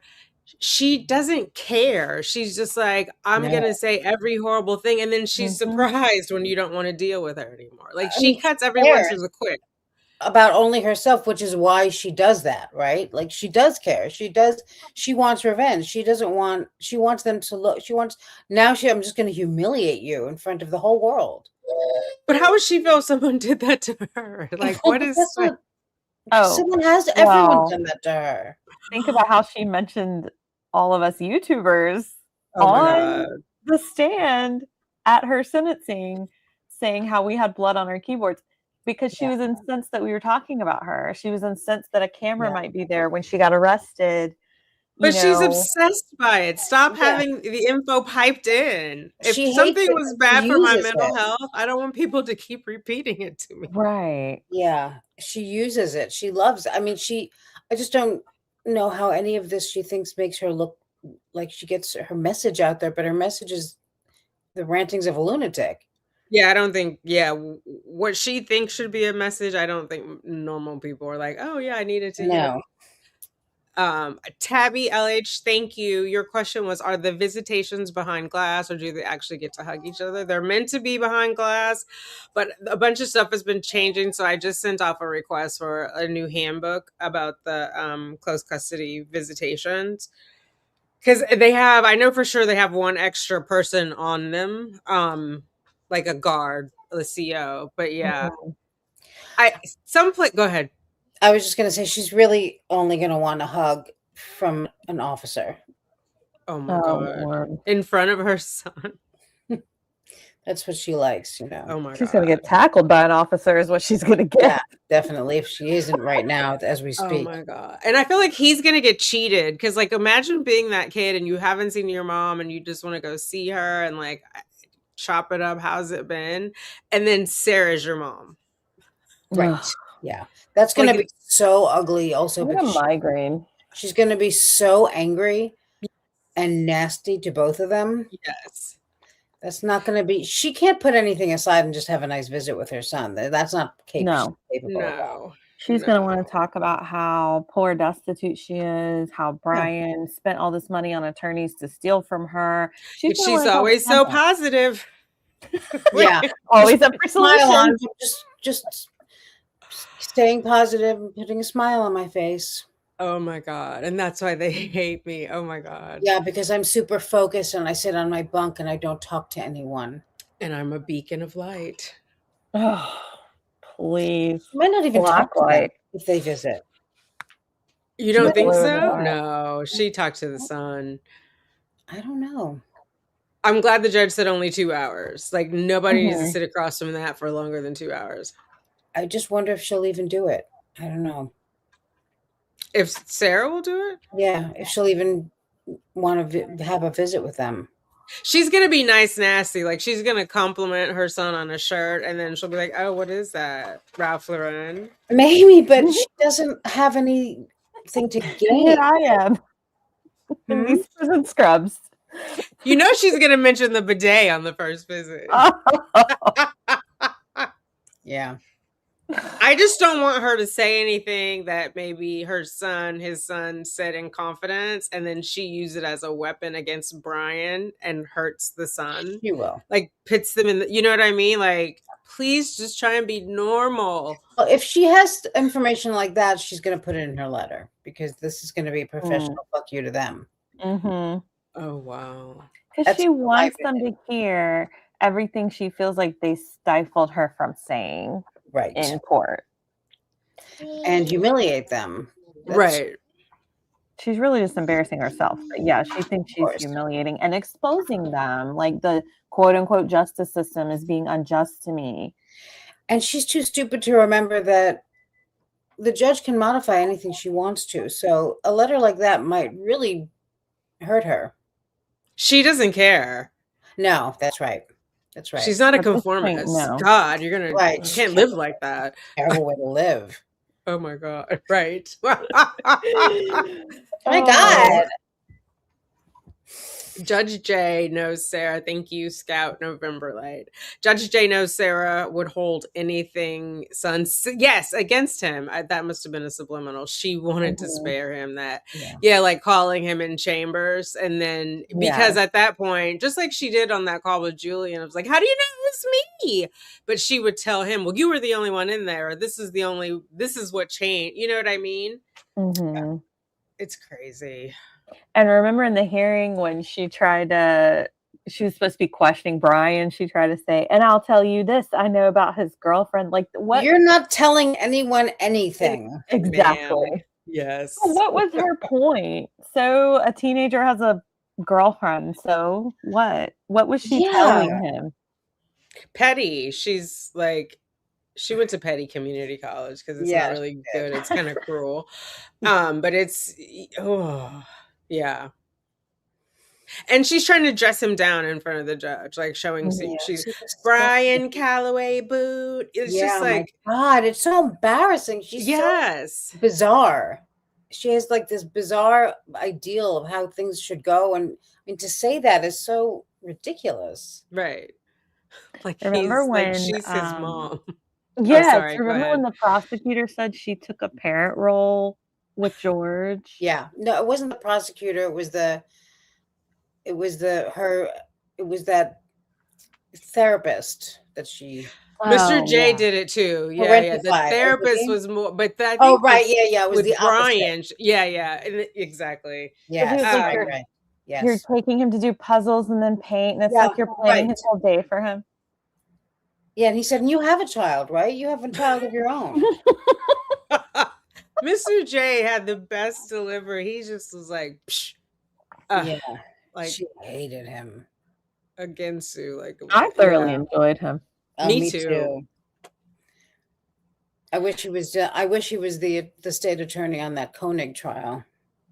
Oh, Not that he didn't do a decent job, but they needed someone like that. Right. Thanks, Larry. Speaking of Matlock, I always thought Owens was Timu Matlock. I hope Owens is okay. Like, as much as I don't like some of his characteristics, he stepped up. Imagine what that trial would have been without him. He might be horrible, but no one deserves Sarah. Right. He had to take a lot of antacids during that trial. I'm sure. So did we. He was probably stressed to the max dealing with her. Yeah. And then on the phone with Lana till the wee hours, like she's trying to talk him down. He would have left without Lana. I know everybody doesn't like her, but whatever. Yeah. He was like, she's not human. Yeah. I think Owens went underground, like just cut off everything and everyone but his family and just hiding. I would hide from her too. She gives out her son's address. She ain't gonna give a damn about giving out Owens. She did put it in one of the documents when she asked the judge to make him give her paperwork. She put his home address and his office address, knowing that was going to get published. Oh, so disgusting. I do remember that now. Ruthless. Oh my God. Hopefully I got everyone. Judge Jackson spoke to Kranick. She must know him. And, he was he had her job at one point. Yes. That's what I said. It feels like they had lunch before that that order. I had fantasies of them being stuck in the elevator together. Like, whatever it takes for them to just talk about this. Yeah. At least it will be therapeutic for them now because they both will understand each other. What do you guys think? Well, no, it's probably not going to get in front of the three appellate, but I'm like, wonder what that would be like. Yeah. Oh my. But Pearl's coming up. Yeah, well, she's got to go get her number. The ticket, the number, right? Yeah. Like she can just go down to the courthouse. Oh my God. If only she had that 2011 Why are you doing Kia. that? Everybody you would be there imagine? every day. I mean, what is she even? What? It doesn't make any sense at all. Of course, my and we looked God. it up, and it was denied. Right. So, I mean, that whole bill, whatever that was supposed to be. She Who's wants to go to the circulating these to her? courthouse and tell them all what they're doing wrong because, like I said, she's the one that can clock in and do anybody's job. You know, she Right, knows what they right. should be doing. Oh my God. Yeah. Can you imagine if she did actually get parole, being her parole officer? No. Oh, I mean, she would not last very long in the free world. Again. No. like we have to revoke her parole immediately. Okay, this is a good question. Did the ruling address third parties contacting them or sending son gifts? That's it doesn't specifically. It mentions something about third party, but no, it doesn't. But it also there was a note in there about the dad will buy him presents now. Right, So the it dad seems like buys that gifts and eliminate and has been right will continue. Yeah. So she shouldn't be having Tom, Dick, and Harry send anything to won't. him. But she also, well, first of all, and also what 14, 15-year-old boy, he's really going to miss not getting a tie with a matching pocket square because every kid likes that. Oh my God. But I also thought that maybe, I was hoping, of course, that they would mention the fact that she lied about how much donations she gets. I know. Well, we'll find. Will we be following her? There'll be some sort of tea because remember before when Phil was sending her money and it couldn't go in because she already had money and then she'd try to pretend. So when it's at that 300, nobody else is going to be able to send anything. So what is she going to be telling them? Yeah. She's gonna have to get her one of those prison pen pals. That's her only hope at this point. Yeah. Well, she does like to write a letter, so. Yeah. Wait, so how would the prison pen pal work? She'd have her family send the money to them so that Brian's money can sit in her account? No, I think there's like I don't know know firsthand, but I think there's like a No, I know. where you can pick a girlfriend and write to them. We don't know firsthand yet. Not yet. Don't do crimes. Don't do crimes. Oh We my don't have to do God. crimes. We can get a job at Lowell. She's in for a really long haul. She Yes. has no idea. Yes. Thank you to all the new members. That's what I'm saying. She's not equipped for it. I think there is some sort of dissonance, and it's why isn't it registering this is the rest of her life? Like, get a new attitude, girl. You're going to walk around grumpy like that for the rest of your life? No, she has a smile on her face. She's a beacon. What are you talking about? A beacon of positivity. Like, She's what is she straight from the waiting pit of hell. on? What is she waiting on to get her act right installed? What is happening? It's not possible. Like, that's the thing about her, that the reason we're all here talking about it, there's something so missing. Like, all pistons are not firing in that brain. Yeah. I'm going to tell you what, though. She's never going to call that son. Now that she has to pay for it on her Absolutely side, not. she's going to have Honey bun or to son? budget that money out. And we know she can't budget. No. And so she's never going to hear from him. He's going to be like, what's up? Yeah. He might have to Do you want me to die? She's going to say, my blood sugar concerns. Do you want me to die so I can call you? Yeah. What did you say, Sybil? What was the last thing you said? He might actually have to send her a letter or a card if he wants to. Imagine. Because she's not. None of that is going to happen now. Well, of all the years that we've had penitentiaries, most of them were without all these damn electronics. If you don't get a paper and a pen. Yeah. Mm-hmm. But she doesn't care to keep in touch with him. And she's going to be very angry at both of them, I think. And there's no way she's picking her son over Zuzus and Wham Whams ever. But I think he might be her ticket to future Zuzus. And so she's going to want to invest, right? Because she can very good point. Do that because I think she's too much about immediate satisfaction. She's not going to want to forfeit today's Zuzu. Right. She has no long term. For the future Zuzus and Wham Whams.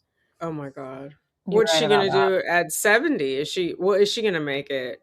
But is I hope she so. who's gonna be providing? Well, she hasn't even made 50 No yet. one. What am I And there are saying? plenty of people in prison who don't get zoozos and wham whams. Right. Right. You know? And It's gonna be a while, Lady Justice. The phone logs take forever, but we'll ask for them. yeah. Because I want to know, like this week, what were those calls like? Yes. You know what else is she gonna have to fund her own tablet messages now? Yeah. So Yeah. she can't just harass. She's got Brian. nobody to ask for tokens or Yeah. stamps or And whatever this they're is called. all on her because she could have friends, she could have family. Most of the people in prison, not all of them, I'm sure some of them are very poor and probably were homeless and were in terrible situations. But I would imagine more than that, there are people there who have family, they have friends, they have people they can rely on. Their children show up on Mother's Day, for example. Not Mhm. Sarah. And that's all of her own Right. doing. Right. I think her brain has been rewired from starting alcohol abuse at an early age. That's why I think she really never, like the therapist or the psychologist said, she never really developed past that young teenage Yeah. I wonder if age. it's alcohol though. I mean, who knows? Yeah. Does alcohol, sorry if this is a dumb question, impact the frontal cortex? Like your reasoning and your. I mean, she That's wasn't that young when Well, she it can't help, especially if your brain's still developing and I don't know how much she was drinking, but I think she started young. I remember hearing somebody saying that.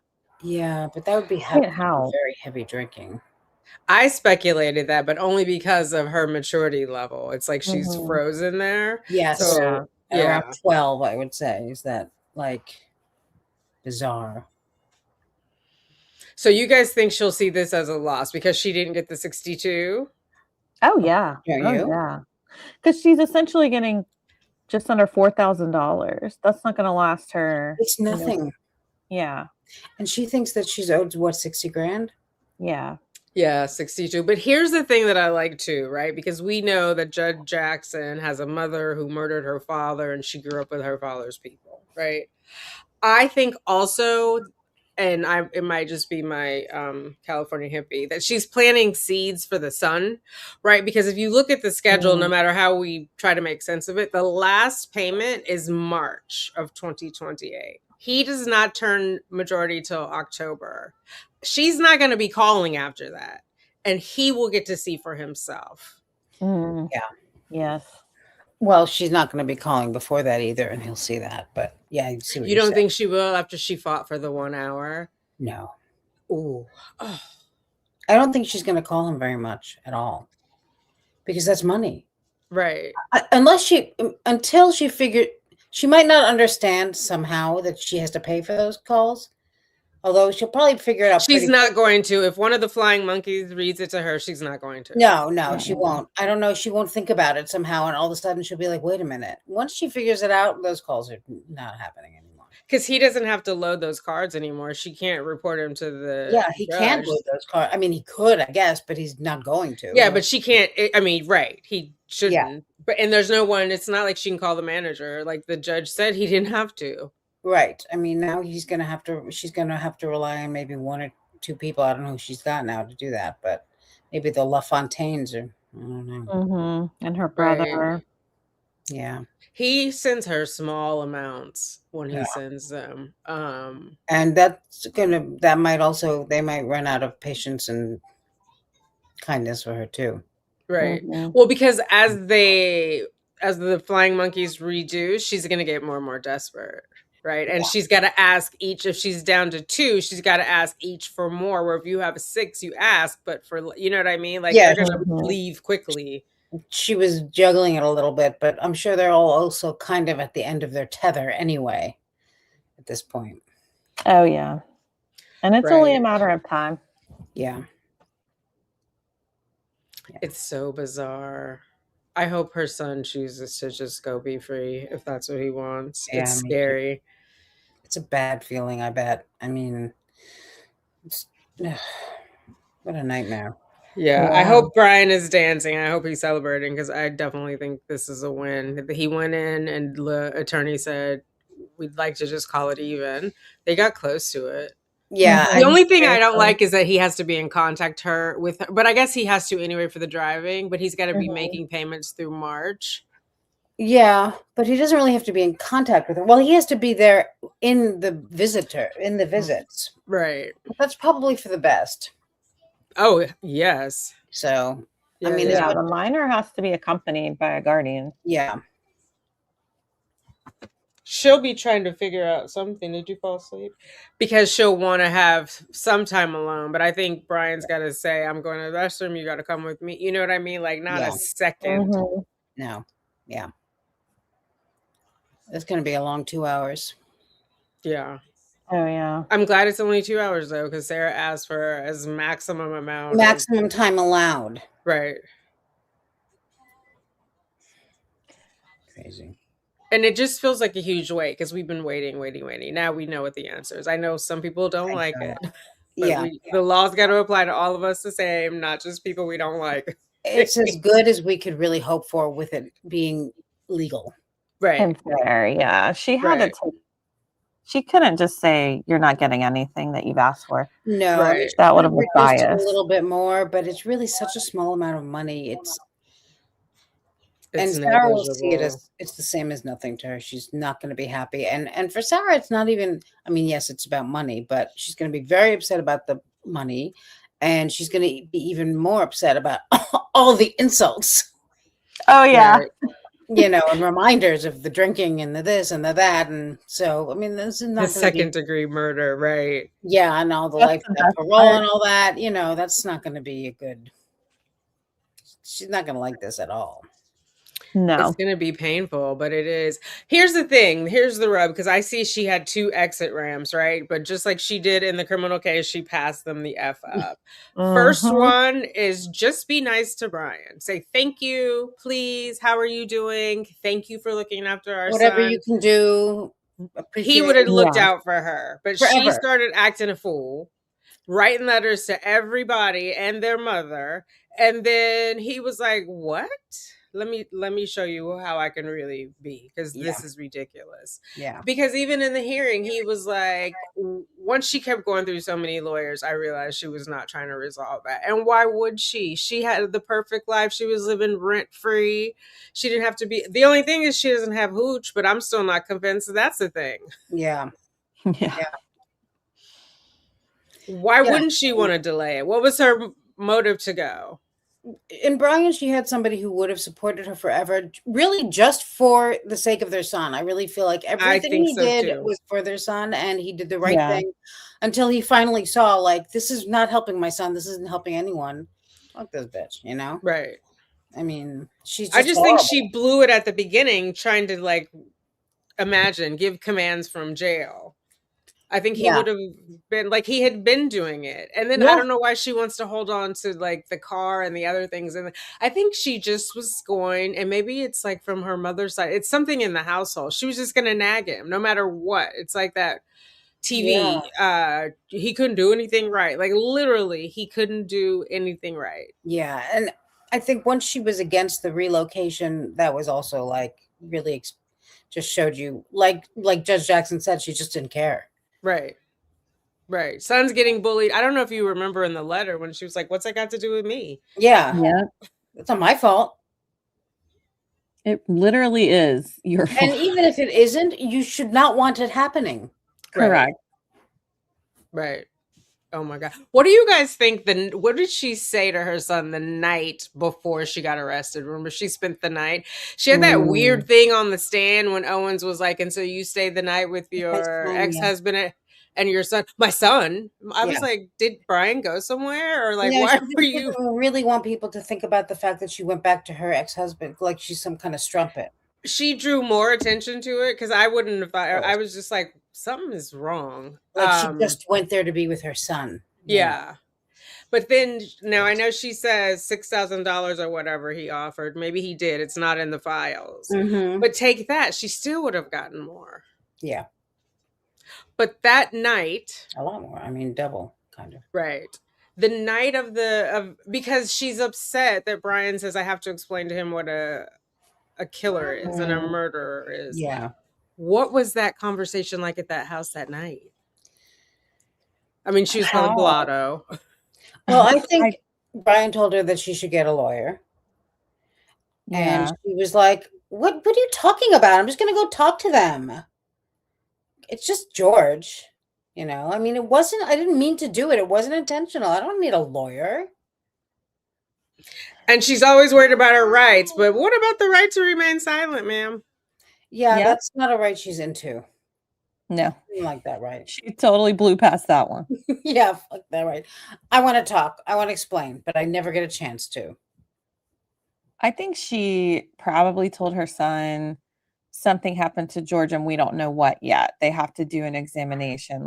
She might have said that he was gone, and she probably, just like she was telling the police, I don't know if he had an aneurysm or I don't know what happened. Other than this, what was the cause of death? You know what? Yeah. Other than Yeah. Other than that? Nothing other than that. Right. Like, so we don't even know. So, like, what are you going to tell them? What are you going to tell them? Why does it matter? You're right, though, Classy. I think she was like, you know, something happened. We don't know what yet. We're going to find out. Yeah. I don't think she takes into account, not that they were like friends, hangout friends, but they had a companionship, and she killed his friend. She doesn't like acknowledge that with him. I'm sure he's pissed. I don't think she understands anyone else's experience in life at all. No. And if my ex took someone out of this planet in the way that she did, no less, I would not have them staying at my house that night. I'd be like, good luck. Yeah. Good night and good luck. And I'll put you up at the DoubleTree. You probably she need to had nothing decompress. going over there, as you said, whenever she wanted to, just invading their lives. But I don't want you around the children if you just took someone's life. There's no way you're coming in here. No. Yeah. No. So I feel bad for David Maldonado. He's got until May 17th. Yeah.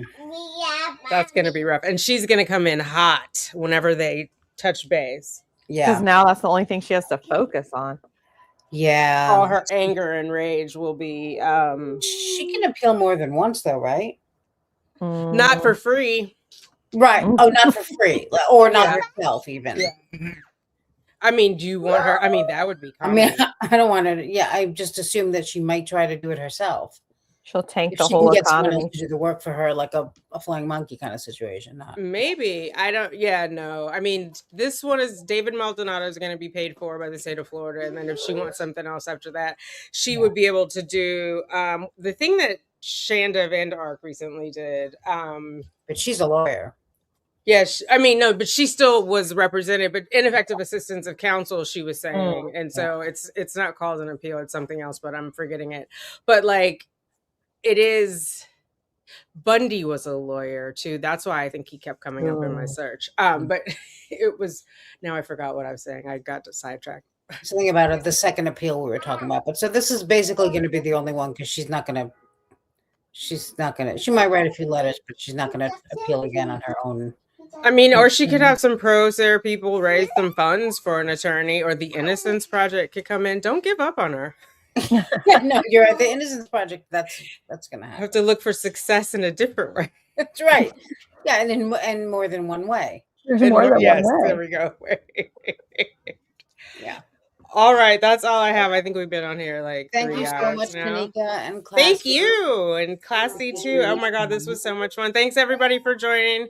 Please subscribe to all the channels. Give us thumbs up and all that fun stuff. We appreciate you. Toodles. Yes. Good night, everybody. Doodles. Toodles. Oh my God, I'm just gonna out. Wait.